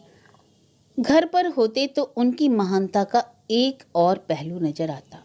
जब भी वे अपने शहर में होते, बंगले पर दरबार लगा रहता। पता नहीं कहाँ कहाँ से कैसे कैसे लोग आते। सफ़ेद बुर्राक धोती कुर्ता पहने चाचा जी आराम कुर्सी पर लेटे रहते और ध्यान से सबका दुख दर्द सुनते। कभी उन्हें ऊबते, खींचते या चीखते नहीं देखा। इसके अलग भी उनका एक रूप था। कई बार उड़ते उड़ते कानों में भनक पड़ी थी, पर मैंने कभी विश्वास नहीं किया था। पर उस रात अपनी आंखों से प्रत्यक्ष देखा। माँ जी के कमरे के नीम अंधेरे से उभरती उनकी उस आकृति को शायद मैं कभी भूल नहीं पाऊंगी। बाबूजी अपने एक मित्र को विदेश यात्रा के लिए विदा करने बंबई गए थे। समाचार सुनते ही दौड़े चले आए। मुझे वहाँ देखते ही माँ पर बरस पड़े। इतनी भी अकल नहीं आई तुम्हें कि लड़कों के साथ इसे भेज देती। वो तो अच्छा हुआ जो मैं घर चला आया, अगर सीधे वहीं पहुँच गया होता तो कितनी फजीहत होती। माँ चुप करके रह गई। कैसे बताती कि उन्होंने तो दबी जबान से 2-4 बार कहा भी था, पर मैं ही अनसुनी कर गई। पर बाबूजी को चैन कहा। मुश्किल से घंटे 2 घंटे विश्राम किया होगा कि मेरे कमरे में आ गए। बिटिया तैयारी कर लो, हमें चलना होगा। बाबूजी के सब कुछ जानने के बावजूद आप मुझे वहाँ ले जाने के लिए कह रहे हैं? मैंने इसलिए अब तक पहल नहीं की थी बेटे, मैं सोचने के लिए कुछ समय चाहता था, पर ईश्वर ने जरा भी मोहलत नहीं दी। अब अगर इस प्रसंग पर वहाँ नहीं जाओगी तो शायद फिर कभी ना जा पाओगी। नहीं जाऊंगी क्या फ़र्क पड़ता है? पड़ता है बेटे, बहुत फ़र्क पड़ता है। नहीं जाओगी तो एक तरह से मनोज के आरोपों को ही समर्थन करोगी तुम। दूसरे कहिए ना, चुप क्यों गए आप? यहाँ रहूंगी तो आप सब पर भार बन जाऊंगी, यही ना? नहीं बंधु, ईश्वर ने इतनी सामर्थ्य तो दी है कि तुम्हारे जीवन भर के खाने पहनने का प्रबंध कर सकता हूँ। लेकिन बेटी, अगर तुम अपने घर नहीं जाओगी तो अर्चना अल्पना भी कभी ससुराल का मुंह नहीं देख पाएंगी। जहाँ भी बात चलेगी तुम्हारा प्रसंग उठे बिना नहीं रहेगा। उनकी शादी से मेरा क्या संबंध है बाबूजी? है। और बहुत गहरा संबंध है बेटा। वंदना बहुत कायर है, हम और हमारी कौम।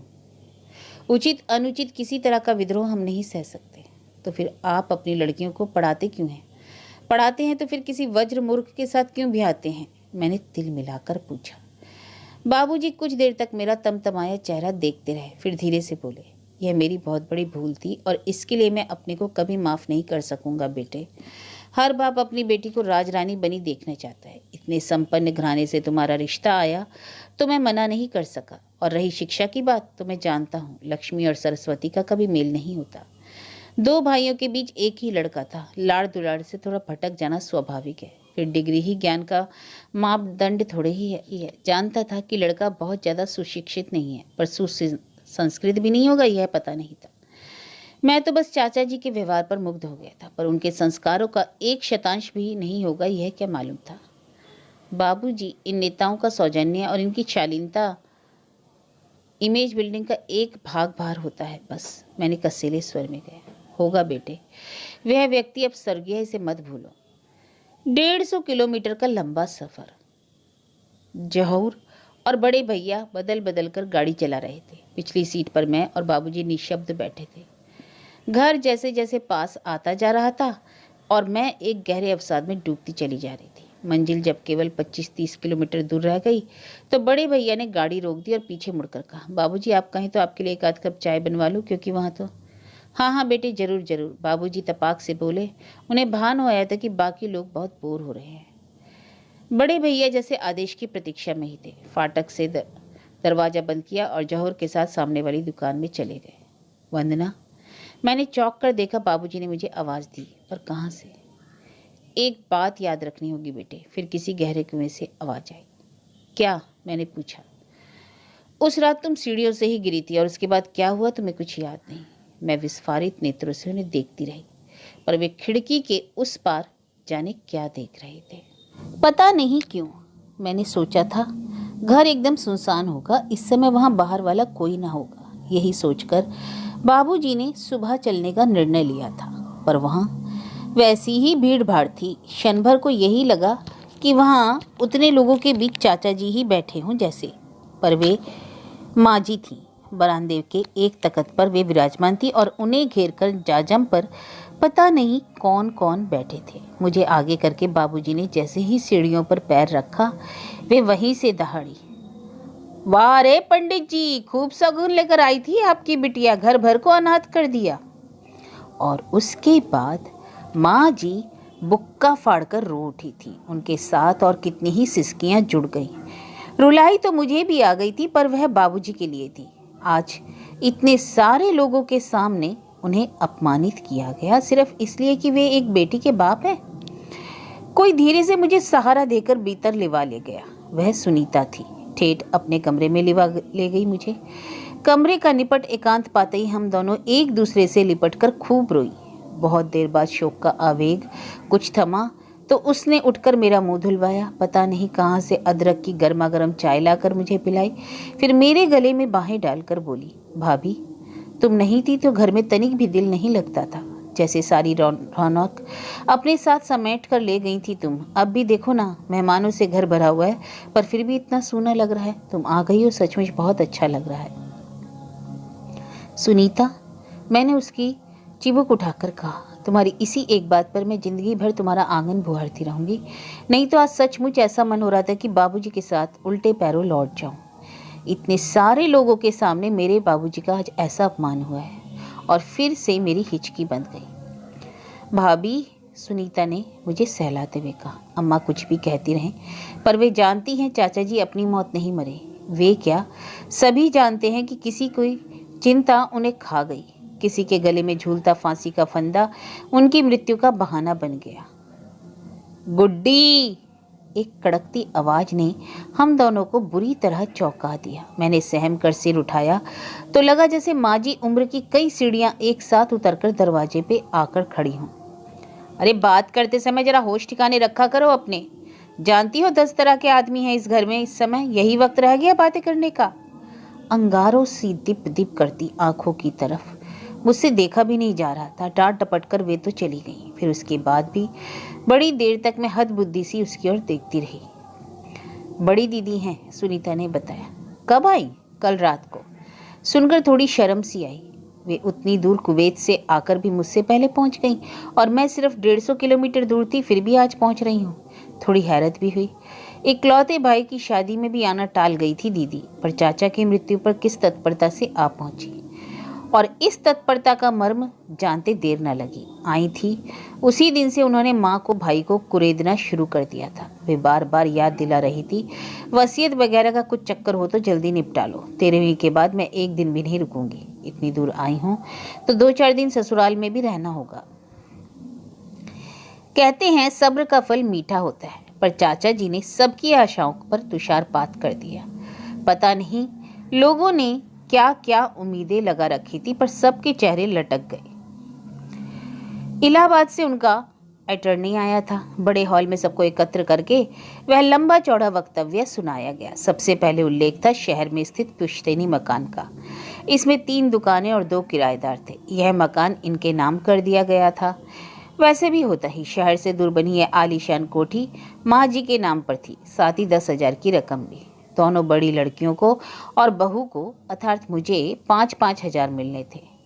सुनीता के नाम 20,000 फिक्स डिपॉजिट में थे, जिन्हें उसकी शादी के समय ही हाथ लगाया जा सकता था। चाचा जी नौकरों चाकरों को नहीं भूले थे, सभी को कुछ न कुछ दे गए थे। बहू को, राम सजीवन कक्का की पत्नी को तो बैंक से 100 रुपये महीने की पेंशन ही बांध गए थे। आउट हाउस की उनकी कोठरी भी उसके नाम कर दी गई। शेष सारी चल अचल संपत्ति जो चाचा जी की स्व अर्जित थी, उनकी पत्नी को दी गई थी। चाची जी की मृत्यु के बाद उसका उत्तराधिकार उनके भाई के बेटों को दिया गया था। एक अजीब से माहौल में दम साधे सब लोग सुन रहे थे, लेकिन प्रतिक्रिया सबकी भिन्न भिन्न थी। अपने भाग्य का निर्णय सुनते ही दीदी तो एकदम उठ खड़ी हुई और तमक कर बाहर निकल आई। जीजा जी भी उनके पीछे पीछे खिसक लिए। छोटी दीदी उसी तरह सिर झुकाकर बैठी रही। माँ जी का चेहरा बर्फ की तरह सफ़ेद और सख्त पड़ गया था। उनके चेहरे पर कई रंग आ जा रहे थे। कई बार तो ऐसा तमतमा उठता कि डर होता कहीं कुछ कर ना बैठे। अनपढ़ सेवक वर्ग को वह कानूनी भाषा जरा भी पल्ले नहीं पड़ी थी, पर जब बाद में उन्हें बताया गया कि तो सब लोग स्वर्गवासी मालिक को दुआ देते हुए गए। बहू तो एकदम बुक्का फाड़कर रो उठी। उसका करुण विलाप सुना नहीं जा रहा था। पता नहीं वे अपने स्वर्गीय स्वामी की सहृदयता के प्रति कृतज्ञता थी या दिवंगत पति के विछोह की पीड़ा। बड़ी दीदी ने बाद में तूफान बहुत मचाया। बोली, इतना रुपया तो मैं हर महीने नौकरों में बांट देती हूँ। अच्छी किरकिरी की है मेरी। ससुराल में जाकर क्या मुंह दिखाऊंगी। मेरी समझ में नहीं आता कि जिसके पास इतना सब कुछ है, फिर उसे इतनी लालसा क्यों। चाचा जी ने जो दिया उसे आशीर्वाद समझकर रख लेती। उसे प्रतिष्ठा का प्रश्न बनाने की क्या तुक थी। सुनीता ने तो कहा, दीदी मैं स्टैम्प पेपर पर लिख देती हूँ कि मैं शादी नहीं करूँगी। मेरे हिस्से की रकम तुम दोनों आधी आधी बांट लेना। माँ जी भी तरह तरह से समझाती रहीं, पर दीदी को मनाया नहीं जा सका। वे उसी उखड़े मूड में विदा हुई। उनके जाते ही माँ जी का सारा गुस्सा चाचा जी की ससुराल वालों पर जा पड़ा। बोली, पता नहीं कौन सा मंत्र फूंक दिया ससुरों ने। जिंदगी भर तो लाला ने उनकी चौखट पर पाँव नहीं दिया और मरते समय सब कुछ उसी भट्टी में झोंक गए। वे दांत पिसाकर बोले, लिख देने से क्या होता है, खेत में एक दाना भी उगाकर देख तो ले कोई। लेकिन सुनीता खुश थी। बोली, अच्छा ही हुआ, कम से कम मरते समय तो चाचा जी अपने अन्याय का परिमार्जन कर गए। जीवन भर पत्नी को अपने अधिकारों से वंचित रखा उन्होंने। पीहर में आश्रितों का सा जीवन बिताने को मजबूर किया। सारे पापों का प्रायश्चित इस मृत्यु पत्र ने कर दिया। सुनीता, उनकी ससुराल से कोई नहीं आया। कम से कम चाची जी को तो तेरे पर आना चाहिए था। अरे क्यों आती भला, जिनके जीते जी यहाँ नहीं रह सकी, अब क्या उनका वर आखिर खाने यहाँ आती। वैसे वो तो ठीक है ना, सुना था पागल है।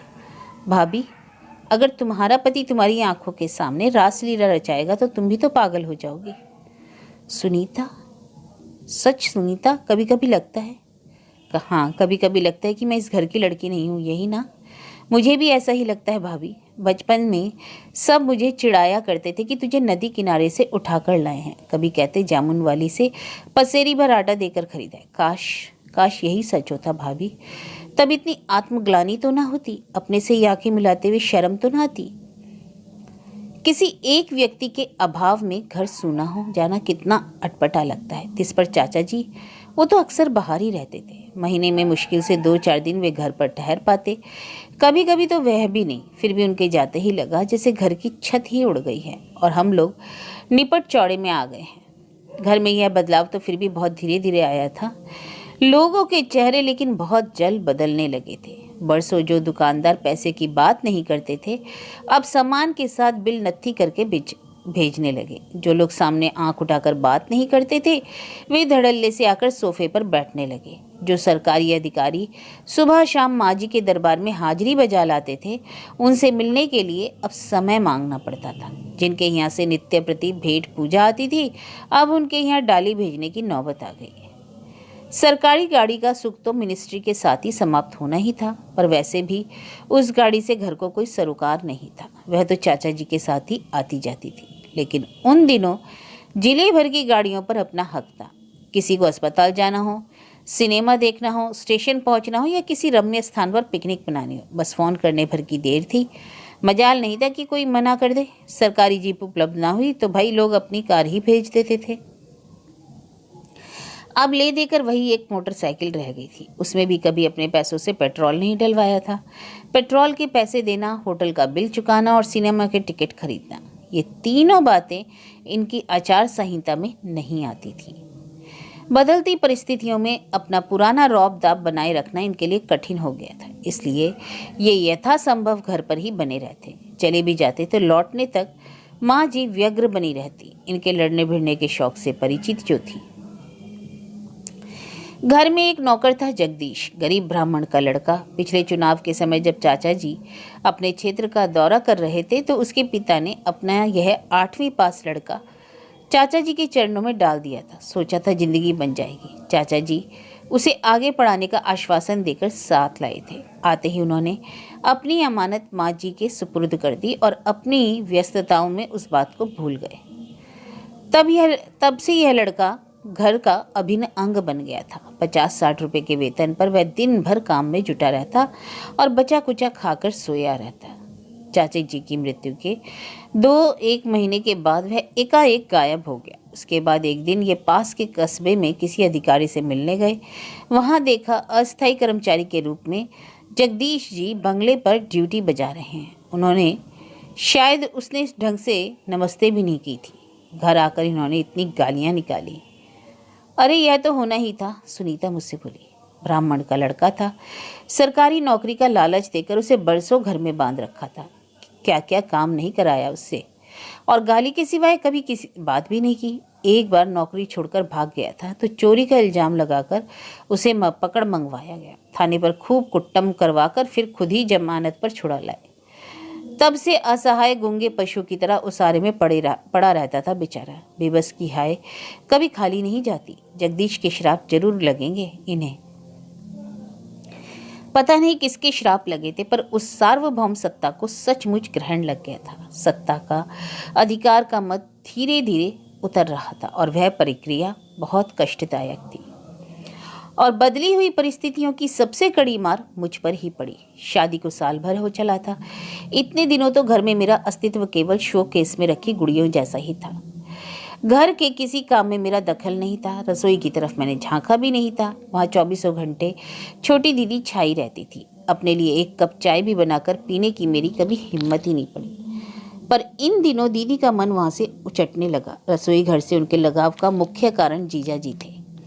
उनके लिए वे दिन रात वहाँ खटती रहती, नाना प्रकार के व्यंजन बनाया करती। परंतु आय का मूल स्रोत सूखते ही जीजा जी घर की सबसे फालतू जीव हो गए। तो एक बार साले बहनोई में अच्छी खासी झड़प भी हो गई। बहुत दिनों से मन में पल रही नफरत उभर कर एकदम सतह पर आ गई। दीदी के संवेदनशील मस्तिष्क ने उस संकेत को समझने में गलती नहीं की और एक शुभ दिन वे बिना किसी चीख पुकार के अपने पति और बच्चों के साथ गांव लौट गई। मुझे दुख तो यह हुआ कि माँ जी ने झूठ मूठ भी उन्हें रोकने या मनाने का प्रयास नहीं किया। बड़ी दीदी के सामने बिच बिच गई थी माँ जी, पर छोटी दीदी के प्रस्थान के समय इतनी तटस्थ हो गई थी कि देखकर आश्चर्य होता था। सुनीता ने कभी बताया था कि दीदी का ब्याह एक एग्रीमेंट था, अनुबंध। दीदी का गांव चाचा जी के चुनाव क्षेत्र का सबसे बड़ा गांव था। जीजा जी का परिवार गांव का सबसे संपन्न परिवार था। पास पड़ोस के गांव में भी उन लोगों की धाकती प्रतिष्ठा थी। उस क्षेत्र में जीतने के लिए इन लोगों का समर्थन बहुत आवश्यक था। चाचा जी के अनुरोध पर उन लोगों ने सहयोग और समर्थन देना तो स्वीकार कर लिया, पर बदले में अपने मिर्गी के मरीज पुत्र के लिए दीदी को मांग लिया। कुशल राजनीतिज्ञ थे चाचा जी। दोस्ती पर संबंधों की मोहर लगाने के लिए उन्होंने भी रिश्ता मंजूर कर लिया। आने वाले हर चुनाव में उनकी जीत सुनिश्चित हो गई। दीदी कुछ दिनों तक तो ससुराल में बनी रही, पर वहां उन्हें बड़ी उपेक्षा झेलनी पड़ी। पति अस्वस्थ तो थे ही, आलसी और अकर्मण्य भी थे। उनके प्रति सबका जो भी दृष्टिकोण रहा हो, व्यवहार पता नहीं चलता था, पर अंतःपुर में बड़ी खुसुर पुसुर होती थी। संयुक्त परिवारों में हमेशा यही होता है। संबंधों में दरार हो तब भी ऊपरी सतह वैसी ही चिकनी सपाट बनी रहती है, लेकिन भीतर ही भीतर खाई बढ़ती रहती है। जिसे यह भुगतना पड़ता है वही इस दर्द को जानता है। उस घुटन को दीदी बहुत दिनों तक झेल नहीं सकी और पढ़ाई का बहाना बनाकर पति के साथ अपने घर लौट आई। ससुराल से उनका रिश्ता केवल गमी और खुशी में जाने भर का रहा। उतने से रिश्ते के बल पर वे यहाँ भी सिर ऊंचा किए रहीं। एक बार उपेक्षा का, अवमानना का कड़वा घूंट पीने के कारण वे संभल गई थी, इसलिए माँ के घर भी चौकन्नी बनी रही। जीजा जी का उन्होंने कभी अपमान नहीं होने दिया। उनकी सेवा का सारा भार स्वयं उठाकर उन्होंने कभी किसी को तुनकने या भुनभुनाने का अवसर भी नहीं दिया। दीदी को बहुत जल्दी ही यह एहसास हो गया कि सारे अनुबंध चाचा जी की मृत्यु के साथ ही समाप्त हो गए हैं। एक बार जान लेने पर उन्होंने एक क्षण का भी विलंब नहीं किया और ससुराल लौट गई। उनके जाते ही घर और भी सूना हो गया। लगा जैसे घर की सारी रौनक अन्नू और रिमी, उनके 2 बच्चे अनुपम और रिमझिम के दम से ही थी। मुझसे उन दोनों में बहुत लगाव था, बहुत हिले हुए थे। सुनीता के बाद घर में वही दोनों मेरे सबसे ज़्यादा अपने थे। दीदी का भी घर में एक सहारा सा था। जीजा जी की परिचर्या से जितना समय बचता वे सब पर स्नेह लुटाया करती। उनके रहते कभी उनके ममत्व को जान नहीं पाई, पर उनके जाने के बाद लगा कि स्नेह का आनंद का एक खजाना सा वे अपने साथ ले गई। दीदी गई और उनके प्रधान कार्य क्षेत्र पर अनचाही मेरा अधिकार हो गया। दीदी की तरह मेरा यह उत्तरदायित्व ऐच्छिक नहीं था, उतना निर्द्वंद भी नहीं। घर की बहू थी मैं। उनके किए को सब लोग सिर माथे लेते थे, सराहते थे, और मेरा किया सिर्फ कर्तव्य की श्रेणी में आता था। दीदी सचमुच भाग्यवान थी। उनके समय में घर में संपन्नता थी, प्रचुरता थी। अभाव तो खैर अब भी ऐसा खास नहीं था। घर में अनाज का भंडार था। सुबह शाम भैंसें लगती थी। मौसम की शाक सब्जी बागीचे से आ जाती थी। फिर भी कुछ चीज़ें तो होती हैं जिनके लिए बाजार दौड़ना पड़ता है। उसकी व्यवस्था कैसे हो समझ में नहीं आता। बचपन से तो यही देखा था कि बाबूजी हर महीने एक निश्चित रकम माँ के हाथ में पकड़ा देते। भैया लोग कमाने लगे तो उन्होंने भी इस नियम का पालन किया। पैसे देकर वे लोग चिंता मुक्त हो जाते। फिर माँ अपनी सूझबूझ और सुविधा के अनुसार घर चलाया करती थी। उसी के साथ साथ दान पुण्य, तीज त्योहार, लेन देन चलता रहता। बड़े खर्च सब बाबूजी के जिम्मे थे। यह बरसों से एक सुनिश्चित व्यवस्था थी, और यहाँ व्यवस्था के नाम की चीज ही नदारत थी। घर की मालकिन माँ जी थी, पर वे अक्सर घर से बाहर रहती। वे जितनी देर घर में रहती गहन चिंता में डूबी रहती। उनसे कभी कुछ कहने की हिम्मत ही ना पड़ी। सुनीता सामने होती तो उसे मध्यस्थ बनाकर मैं घर खर्च के लिए कुछ मांग लेती। पैसे तो मिल जाते, पर क्यों, किस लिए, जैसे हजारों प्रश्नों की छड़ी लग जाती। पिछली बार के पैसे इतनी जल्दी कैसे उठ गए, इस पर बाकायदा ऑडिट ऑब्जेक्शन आता। पूछने का ढंग इतना बेबाक और धारदार होता कि मैं स्वयं अपराध बोध से भर उठती। घर में एक अदद पतिदेव भी थे जो इन दिनों अक्सर घर पर ही रहते, पर कभी उनके आगे हाथ फैलाने का मन नहीं हुआ। एक गांठ सी मन में पड़ गई थी। बस एक देह धर्म की मजबूरी थी जिसे हम लोग निभा रहे थे, और बल्कि मैं तो उसे सजा की तरह भुगत रही थी। मेरे पास कुछ थोड़े से रुपए थे। राखी के, मुंह दिखाई के, घर से चलते समय अक्सर बाबूजी भी कुछ ना कुछ पकड़ा ही देते। मेरी वह छोटी सी पूंजी बक्से में सुरक्षित रखी रहती थी, पर अब बदलते समय के साथ मेरे पर्स का मुंह धीरे धीरे खुलने लगा। कई बार ऐसी विवशता आ जाती कि मुझे ही व्यवस्था करनी पड़ती। तब वह छोटी सी रकम भी मेरे लिए एक संबल बन जाती। उसी के बल पर कई बार मेरा स्वाभिमान सुरक्षित रह सका था। उस दिन भी मैं एकदम आश्वस्त होकर ही ऊपर गई थी। नीचे कहारिन बैठी थी अपनी बिटिया और नाती के साथ। पहलौठी के बेटे को लेकर बिटिया अरसे बाद पीहर आई थी। मुझे देखने का चाव था, इसलिए माँ के साथ कोठी पर चली आई थी। दुबली पतली सांवली सी बड़ी प्यारी लड़की थी वह, इतनी मासूम कि विश्वास ही नहीं हो रहा था कि उस गोल गुथने बच्चे की माँ है। भाभी भाभी कहकर लिपटी जा रही थी, एकदम सुनीता जैसी लगी मुझे। वे लोग चलने को हुई तो मुझे चिंता हुई। मेरा मन तो अपनी इस मुंहबोली ननद को एक साड़ी देने का हो रहा था। माँ के यहाँ यही सब तो देखा था। नौकरानी भी पहली बार बच्चे को लेकर आती तो माँ कपड़े से, नारियल से, गुड़ और चावल से उसकी गोद भरती, रुपए देती 100 अलग। इस घर का क्या रिवाज है मुझे पता नहीं था। नया कुछ करने का साहस नहीं था।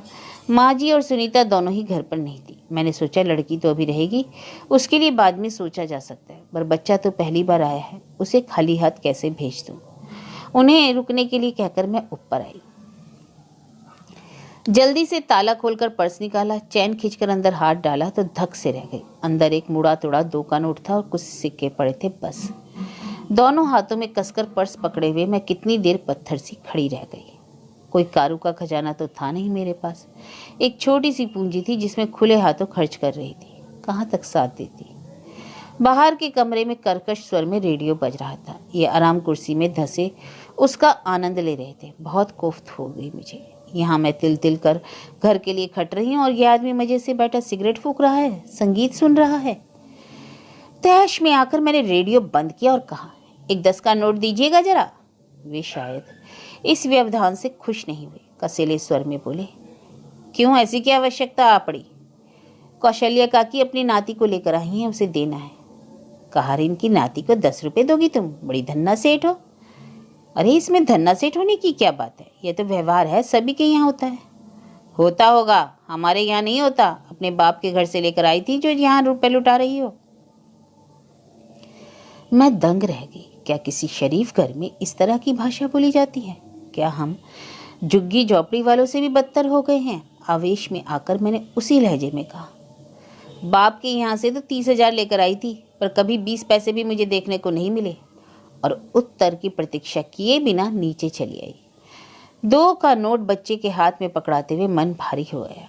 क्या होते हैं आजकल 2 रुपए? एक नारियल भी नहीं आता उतने में। 10-12 दिन तक ये मुझसे खींचे खींचे रहे और मैंने भी बनाने की कोई कोशिश नहीं की। इस व्यक्ति से अपना कोई संबंध है, वह याद रखना भी मेरे लिए कष्टकारक था। फिर एक दिन दोपहर में ये अनायासी मेरे पास आकर बैठ गए। बड़े ही सहज भाव से मेरे हाथ की किताब लेकर इन्होंने परे रख दी और बोले, कहिए, आजकल आपकी अपनी ननद रानी के साथ कैसी छन रही है? खूब छन रही है, पर क्यों? मैंने अचरज से पूछा। ये फोटो दिखानी थी।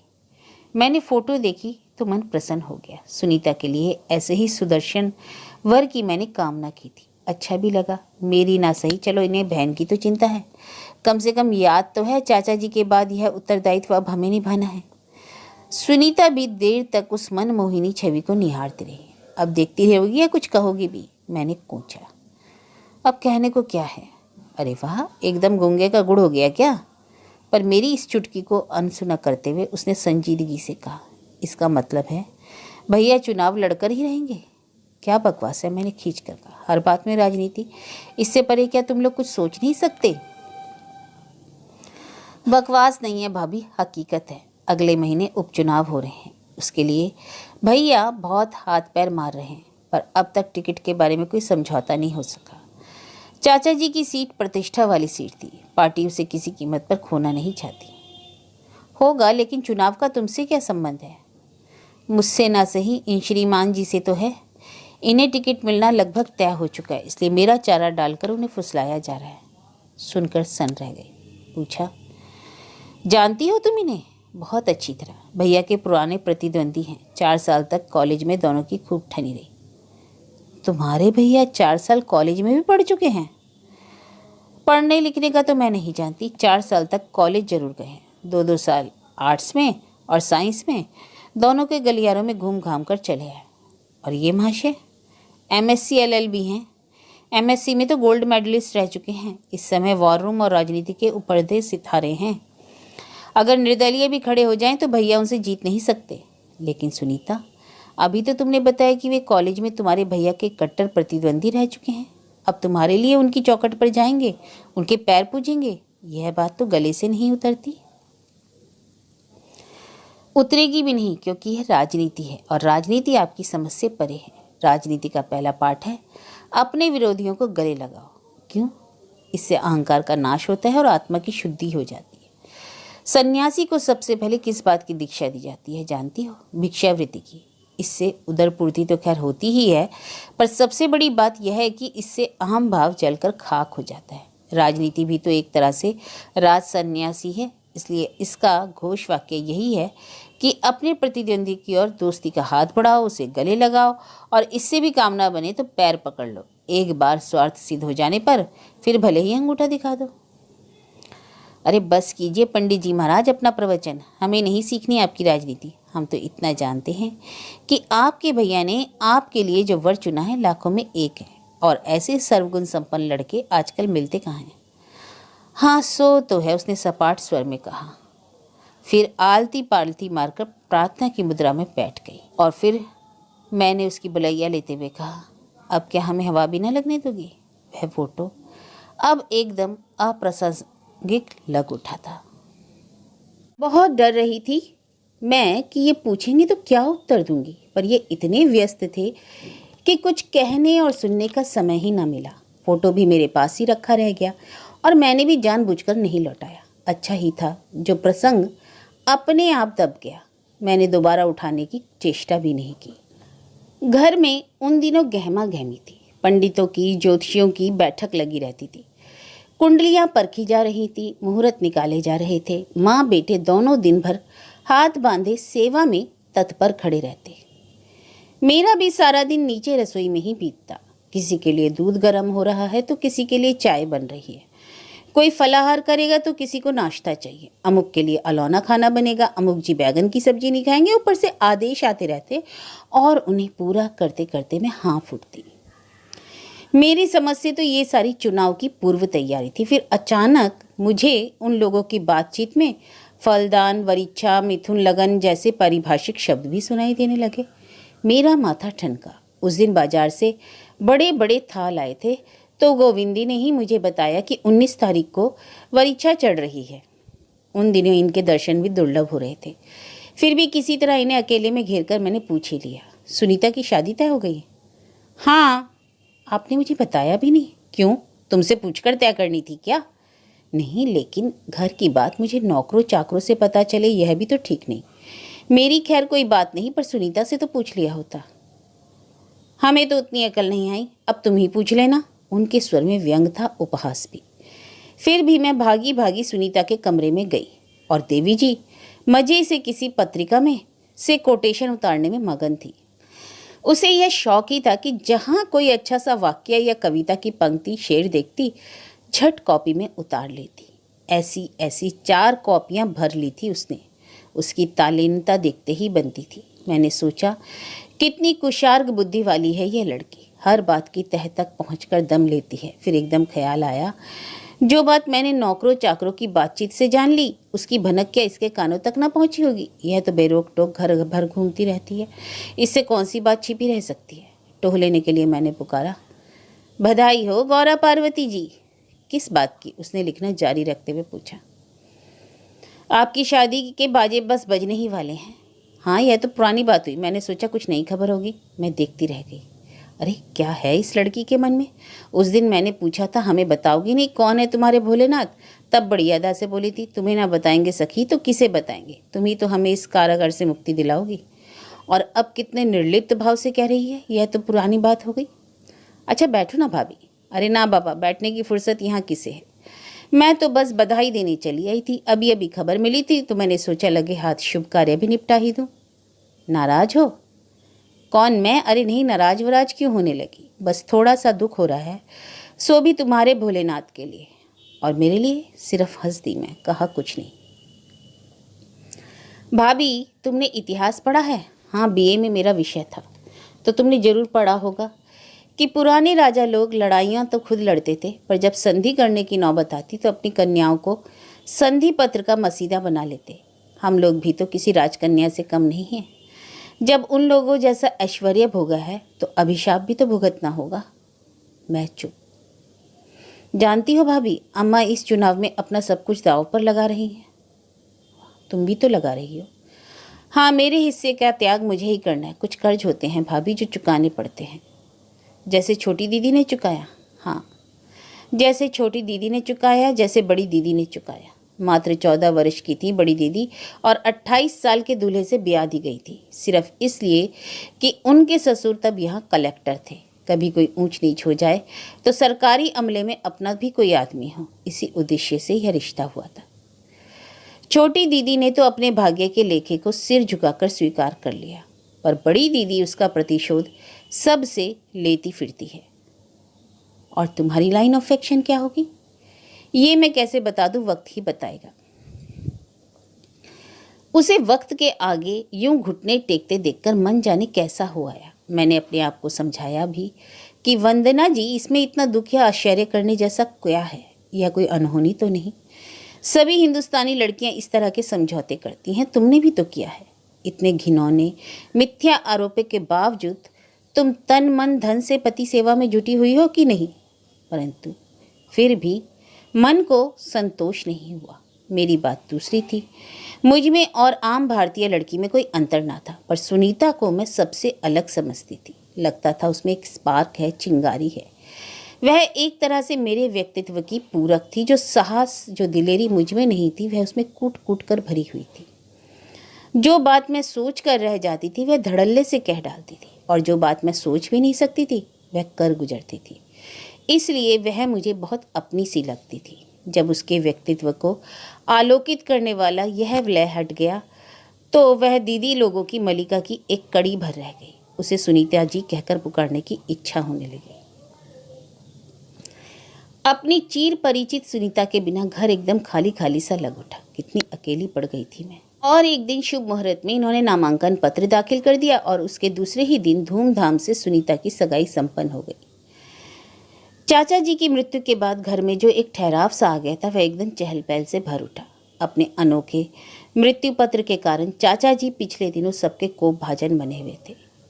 ये तो कभी कभी ऐसा वाही तबाही बक देते कि सुनते भी संकोच होता, पर अब उनकी एक बड़ी सी तस्वीर बड़े हॉल में लग गई थी। रोज उस पर ताजे फूलों का हार चढ़ाया जाता, सुबह शाम अगरबत्ती जलाई जाती। उस दिन कलेक्ट्रेट जाते समय इन्होंने पहले वहां मत्था टेका, माँ जी को बाद में प्रणाम किया। इनकी हर बात में अब पूजनीय चाचा जी का उल्लेख जरूर होता। उनका नाम लेते हुए ये श्रद्धा से ऐसे भर उठते कि बस। वैसे भी इनकी भाषा बहुत सौम्य हो गई थी। बात बात में गाली निकालने की आदत तो पुरानी थी, वह आसानी से छूटने वाली नहीं थी, किंतु इसके अतिरिक्त जो कुछ कहते वह शालीन होता। इनकी बदली हुई भाषा शैली का रहस्य भी मैं जान गई थी। राजशेखर अब नित्य प्रति ही घर पर आने लगे थे। बहुत ही शिष्ट, सुसंस्कृत, हंसमुख युक्त। बात करने का ढंग ऐसा कि सुनने वाला प्रभावित हुए बिना नहीं रहता। एक दो बार उन्हें मंच से भी सुनने का अवसर मिला। वाणी के धनी थे। सरस्वती जैसे उनकी जीवा पर नाचती थी। उनकी तुलना में इनका भाषण उबाऊ ही लगता। ये अधिक बोलते भी नहीं थे, पर कुल मिलाकर दोनों का प्रभाव अच्छा पड़ता। दो विरोधी खेमों को एक मंच पर देखकर जनता भी प्रभावित होती। सुनीता ने ठीक ही कहा था। यह आदमी निर्दलीय भी खड़ा होता तो इनके लिए टक्कर भारी पड़ जाती।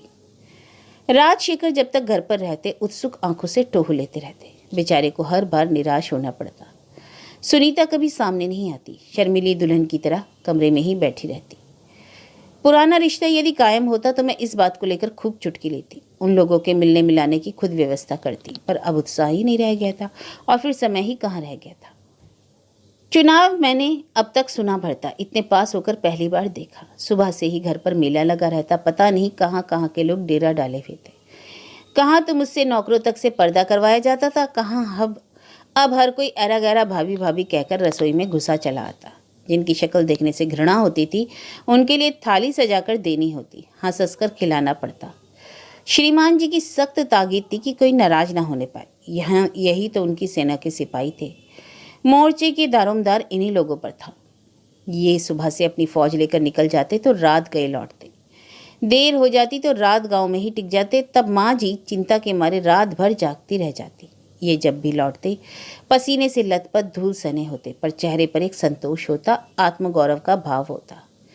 मुझे भी उनका वह धूल दूसरे थका मांदा रूप भाने लगा। सोचती हूँ शायद हर स्त्री को पति का यह श्रम सिंचित रूप ही सबसे ज्यादा लुभाता है। उन क्षणों में वह केवल पत्नी नहीं रहती, माँ भी तो बन जाती है। मन में छिपी इस माँ की आंखों से जब उन्हें देखती तो सोचती, हाय कितना खट रहे हैं, ये इतना परिश्रम कर सकते हैं, कभी सोचा भी ना था। चाचा जी शायद इस बात को जानते थे, अक्सर कहते यह लड़का किसी काम का नहीं, इससे बस चुनाव लड़वा लो। तब उनकी यह बात निराशा की, नाराजगी की परिचायक होती थी। बेचारे सब करके हार गए थे। उन्होंने इनके लिए बरसों पहले एक छोटी सी दाल मिल डाल दी थी, पर सीमेंट का परमिट भी दिलवाकर देख लिया। पिछले साल तो गैस की एजेंसी भी खुलवा दी थी, पर इनका मन कहीं नहीं लगा। उन्हीं दुकानों पर चाचा जी के भक्तगण बैठकर माला माल हो गए। छोटी दीदी फिर लौट आई थी, पर इस बार पूरे आत्मसम्मान के साथ। सारी परंपराएं ताक पर रखकर माँ जी खुद उनके गांव गई थी। बेटे को समधी जी के चरणों में डालकर बोली, लाला तो चले गए, अब आप ही घर के बड़े हैं, आप ही को ही सब देखना है। पर अब दीदी रसोई की तरफ झांकती भी नहीं। सारी व्यवस्था अपने आप जो हो रही थी। मिश्रानी मौसी थी, गोविंदी थी, फिर भी काम संभाले नहीं संभलता। दिन भर चाय, दिन भर नाश्ता। दूसरे भी दौड़ चलते थे, पर उनसे मुझे कोई सरोकार ना था। बहू का इन दिनों बड़ा सहारा था। वह 24 घंटे मेरे साथ बनी रहती। पहली बार मैंने अनुभव किया कि चाचा जी कितने दूरदर्शी थे। उन्होंने बहू के एहसानों से इतना लाद दिया कि बिना मोल की दासी होकर रह गई थी। चुनाव में गड़े मुर्दे उखाड़ने का खूब प्रयास किया गया। दरबारी की हत्या को फिर से उछाला गया। राम सजीवन काका की मृत्यु का रहस्य जानने के लिए लोगों ने बहू की खूब घेराबंदी की, पर उसने किसी को हाथ नहीं रखने दिया। बूढ़ी थी, अनपढ़ थी, पर व्यवहार कुशल थी। जानती थी यह चुनावी हमदर्दी है, कल को ये लोग बात भी ना पूछेंगे। फिर वह अपनी लगी लगाई क्यों छोड़े। पति की मृत्यु को उसने कर्मों का फल मानकर स्वीकार कर लिया। मंत्रिमंडल के लिए यह जिला जैसे एकदम तीर्थ स्थल बन गया था। इतने लोग तो चाचा जी की मृत्यु पर भी नहीं आए थे, जितने श्रद्धांजलि देने अब पहुंचने लगे। बहाना तो सरकारी टूर का होता था, पर उसके मर्म को सब समझते थे। इसलिए सरकारी अमला भी कुछ कुछ प्रभावित और कुछ कुछ आतंकित हो चला था। जो भी मंत्री जिले के सदर मुकाम पर आते, उनकी चाय या एक समय का खाना घर पर अवश्य होता। मंत्री महोदय अपने पूरे लवाजमे के साथ आते, घर भर से उनका परिचय करवाया जाता और वे हमें कृतार्थ करते हुए खा पी कर चल जाते थे। सबसे खुशी की बात तो यह हुई कि मुख्यमंत्री स्वयं आशीर्वाद देने के लिए पधारे। मुश्किल से 10 मिनट रुके होंगे, पर व्यवस्था ऐसी थी मानो सुनीता की बारात ही आ रही हो। पूरा लॉन शामियाने से ढक गया था।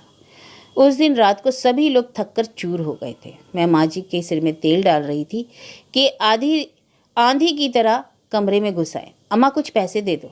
अरे सुबह ही तो दिए थे। अरे कितने दिए थे? सिर्फ 3,000। उससे क्या होता है, 1,000 रुपये का तो पेट्रोल फूक गया। फिर इतने लोगों का खाना पीना, शामियाने के तो अभी बाकी हैं, हिसाब बाद में लेना, अभी मेरे पास समय नहीं है। प्रेस से पोस्टर उठाना है, गाड़ी तैयार खड़ी है, रात को ही रवाना कर दूंगा। माँ जी उठी, कमर से चाबी निकालकर अलमारी खोली और नोटों की गड्डी इनके हाथ में पकड़ाते हुए बोली, पूरे 2,000 हैं, गिन लेना, और हिसाब मुझे दिखाने की जरूरत नहीं, अपनी भौरिया को दिखाया करो।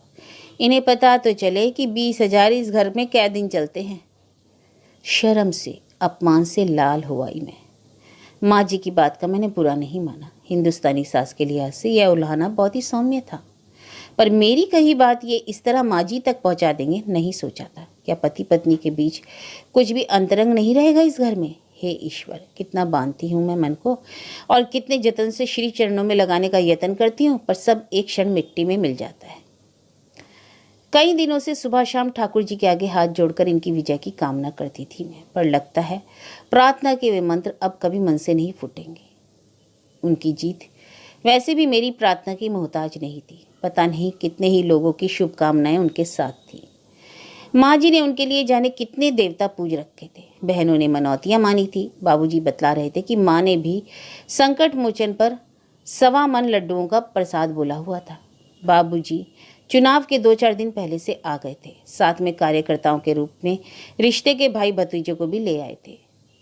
मतगणना वाले दिन तो घर में अजीब सा ही सन्नाटा था। सारे पुरुष कलेक्ट्रेट में डेरा डाले हुए थे। माँ जी सुबह से बिना खाए पिए ठाकुर जी के कमरे में बंद हो गई थी। बहनें फोन से कान लगाए बैठी थी। नौकर चाकर अटकलबाजी में व्यस्त थे। फुसफुसाहट वातावरण को और बोझिल बना रहा था। मेरी समझ में नहीं आ रहा था मैं क्या करूं। परिणाम को लेकर मेरे मन में कोई विशेष उत्सुकता नहीं थी कि तनाव, आशंका और दुश्चिंताओं से भरा यह माहौल अब समाप्त हो जाएगा। चुनाव क्या था, जैसे एक लंबा चौड़ा नाटक।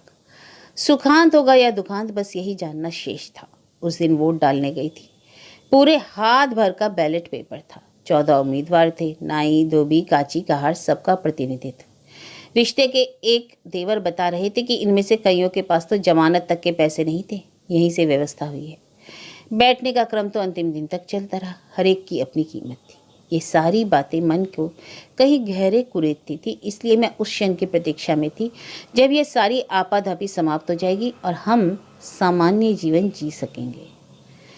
अपने कमरे में निर्दोष्य बैठी थी कि स्कूटर की आवाज़ आई। खिड़की से झांक कर देखा, राजशेखर थे। मैं उठी और एक सांस सीढ़ियाँ उतरकर नीचे आ गई। और तब मुझे भान हुआ कि उदासीनता का मेरा यह खोल कितना नकली था। बधाई हो भाभी जी, मिठाई खिलाइए, उन्होंने आते ही आवाज़ बुलंद की। क्या रिजल्ट निकल आया? बस निकला ही समझिए। 60% वोटों की गिनती समाप्त हो चुकी है। ट्रेंड तो उसी से पता चल जाता है। दुश्मन तो कब से मैदान छोड़कर भाग खड़े हुए। 4 बजे तक डिक्लेयर हो जाना चाहिए। मैं तो भागा भागा इसलिए आया हूँ कि यह खुशखबरी सबसे पहले सुनाने का सम्मान मुझे मिले। सचमुच बहुत कृतज्ञ हूँ मैं। तब तक सारा घर वहाँ इकट्ठा हो गया था। माँ जी भी पूजा से उठाई। मेरी बात का सिरा पकड़कर बोली, बहू ने ठीक ही कहा है। मुन्ना जीता है तो तुम्हारे दम से, उसके अकेले के बस का नहीं था। अम्मा, हम तो इस अखाड़े के पुराने खिलाड़ी हैं, उन्होंने हाथ जोड़कर कहा। कॉलेज के ज़माने में आमने सामने खड़े होते थे, इस बार साथ साथ खड़े हैं। बस जिंदगी भर ऐसे ही साथ निभाना बेटा, माँ जी ने अश्रु विगलित कंठ से कहा। फिर अपने हीरे जड़ी अंगूठी उतारकर भाभी जमाता की हथेली पर रखते हुए बोली, ये मेरा नेग है बेटा, मना मत करना। इसे कहते हैं ना हौसला अफजाई। आपकी बहू रानी ने तो एक धन्यवाद देकर टकरा दिया। अब आपके रहते मैं इनाम देते अच्छी लगूंगी। मैंने नम्र स्वर में निवेदन किया तो वे एकदम पलटी और आंखें तरेर कर बोले, अरे कम से कम उसका मुंह तो मीठा करा सकती थी। मैं सक पकाकर भीतर भागी। सुबह ठाकुर जी के भोग के लिए ढेर सी मिठाई आई थी, उसी को प्लेट में सजा रही थी कि छोटी दीदी दौड़ी आई। बोली, वंदना, यह सब तो मैं कर लूँगी, तुम जल्दी से जाकर श्रृंगार कर लो, भैया बस आने में ही। श्रृंगार किस लिए करूँगी? आरती उतारनी है। तो क्या आरती नहीं उतारोगी? पहला चुनाव जीत कर आ रहा है मेरा वीर, उसका स्वागत नहीं करोगी? उसके बाद जुलूस में भी तो जाना है। जुलूस में? हाँ, विजय जुलूस में। सुनीता भी पीछे पीछे आ पहुंची। मुंह बनाकर बोली, अम्मा भी कभी कभी कमाल कर देती हैं। बताओ, यह कोई रामलीला की सवारी है? जुगल जोड़ी विराज रही है, रथ चला रहा है, और हम तुम क्या करेंगे दीदी? चवर डुलाएंगे?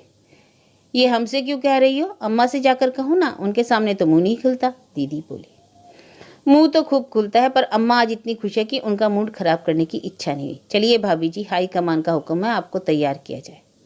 यानी कि एकदम शोभा यात्रा ही निकलेगी हमारी? बिल्कुल, इसमें कोई शक है?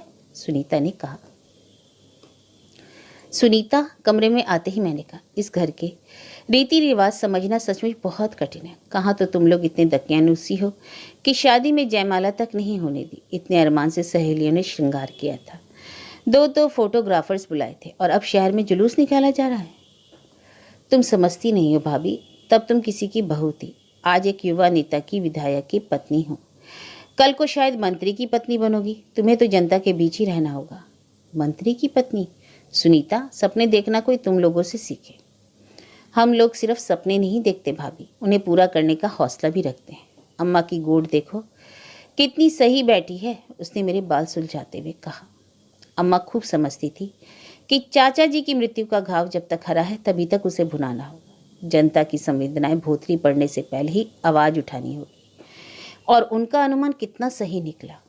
हाँ, यह भी एक गणित है, नौसिखियों के बस की बात नहीं, मैंने कहा। मेरे स्वर की निर्लिप्तता से वह कुछ चौंकी। अपना कंघी वाला हाथ रोककर उससे पूछा, भैया की जीतने से तुम खुश नहीं हो भाभी? खुश क्यों नहीं हूँ? हाँ, तुम लोगों की तरह रोमांचित, पुलकित, उच्छ्वासित वगैरह नहीं हो, और वह मेरा स्वभाव भी नहीं। स्वभाव की बात नहीं है भाभी, दरअसल तुम्हें एहसास ही नहीं कि भैया की जीत इस घर के लिए क्या है। तुमने कभी सालों तक अनिर्बंध सत्ता का सुख नहीं भोगा। तुम नहीं जानती कि इसका नशा क्या होता है, इसकी कैसी आदत पड़ जाती है, और जब वह सत्ता एकाएक छिन जाती है, उसे सार्वभौम साम्राज्य का एकाएक अवसान हो जाता है, तो मनुष्य परकटे पक्षी सा निरह, असहाय और पंगु हो जाता है। जिसने इस यंत्रणा को झेला है वही जानता है। उसके स्वर का गीलापन मुझे छू गया। पलट कर देखा, उसकी आंखों से अविरल धारा बह रही थी।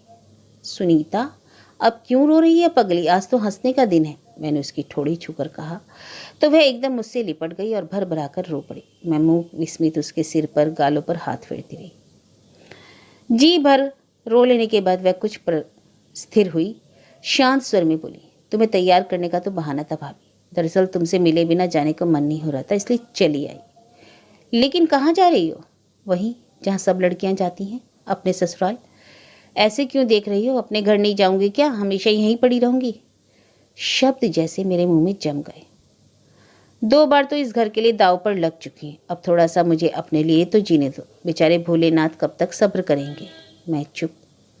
क्यों, बहुत आश्चर्य हो रहा है? नहीं सुनीता, बहुत दुख हो रहा है कि तुमने मेरा इतना भी विश्वास ना किया।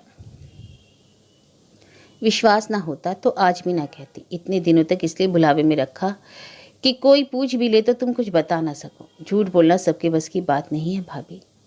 तुम बोलने की कह रही हो? मैं तो झूठ जी रही हूँ सुनीता, और कितनी खूबसूरती से जी रही हूँ, तुम देख नहीं रही? यही तो तुम्हारे संस्कार हैं भाभी, इन्हीं के लिए तो चाचा जी तुम्हें इस घर में लाए थे।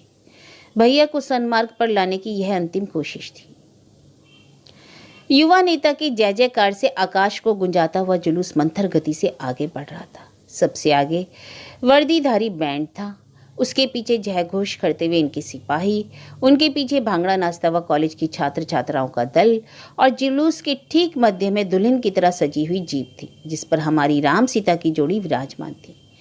पीछे एक खुली कार में माँ जी छोटी दीदी के साथ बैठी हुई थी, और यह विजय जुलूस दरअसल माँ जी का ही था। विजय तो उनकी हुई थी, हमारा तो सिर्फ जुलूस निकल रहा था। पिछले 6 महीनों में जिन लोगों ने माँ जी की अवज्ञा की थी, आज का जय घोष सुनकर उनके दिल दहल गए होंगे। माँ जी की कार के पीछे भीड़ का एक ऐसा रेला था, बेशुमार लोग थे, आगे पीछे अगल बगल नीचे दुकानों में, ऊपर छज्जे पर लोग ही लोग। पर इस विशाल जन समुद्र से बेखबर मेरी आंखें सुर्ख लाल साड़ी में लिपटी उस मनमोहिनी आकृति पर ही टिकी थी। अर्जुन की तरह मैं केवल उस हंसमुख चेहरे को ही देख रही थी। भीड़ को मछली की तरह चीरती हुई कभी वह नाचने वालों के गोल में पहुंचकर थोड़ा सा थिरक लेती, कभी उन पर पैसे वार कर बैंड मास्टर को पकड़ा देती, कभी हिरनी किसी चपलता से जीप पर चढ़ाती और मुट्ठी भर गुलाल या अंजुरी भर फूल हम पर बरसा देती। खुशी से दमकता उसका चेहरा देखकर प्यार भी आ रहा था और ईर्ष्या भी हो रही थी। उसकी खुशी का राज मुझ तक ही सीमित था, फिर भी मन आशंका में डूबने उतरने लगा। जीत का यह जश्न रात भर चलेगा, सुनीता ने कहा था, इसलिए तो मैंने यह मुहूर्त चुना। इन लोगों की खुमारी टूटेगी, तब तक मैं बहुत दूर पहुंच जाऊंगी। राजशेखर जी की ही चिंता है, प्रतिशोध की आग कहीं पर, लेकिन मुझे राजशेखर की जरा भी चिंता नहीं। पिछले दिनों में उन्हें जितना जाना है उससे कह सकती हूँ कि वे सुनीता की मजबूरियों को समझेंगे, कम से कम बहन के अपराध का दंड भाई को ना देंगे। पर मेरी बगल में बैठा हुआ यह आदमी, क्रोध की क्षणों में क्या आदमी रह पाता है? क्या इसके पास हृदय नाम की कोई चीज है? क्या यह सुनीता को क्षमा कर सकेगा? आशंका से मेरा मन सिहर उठा।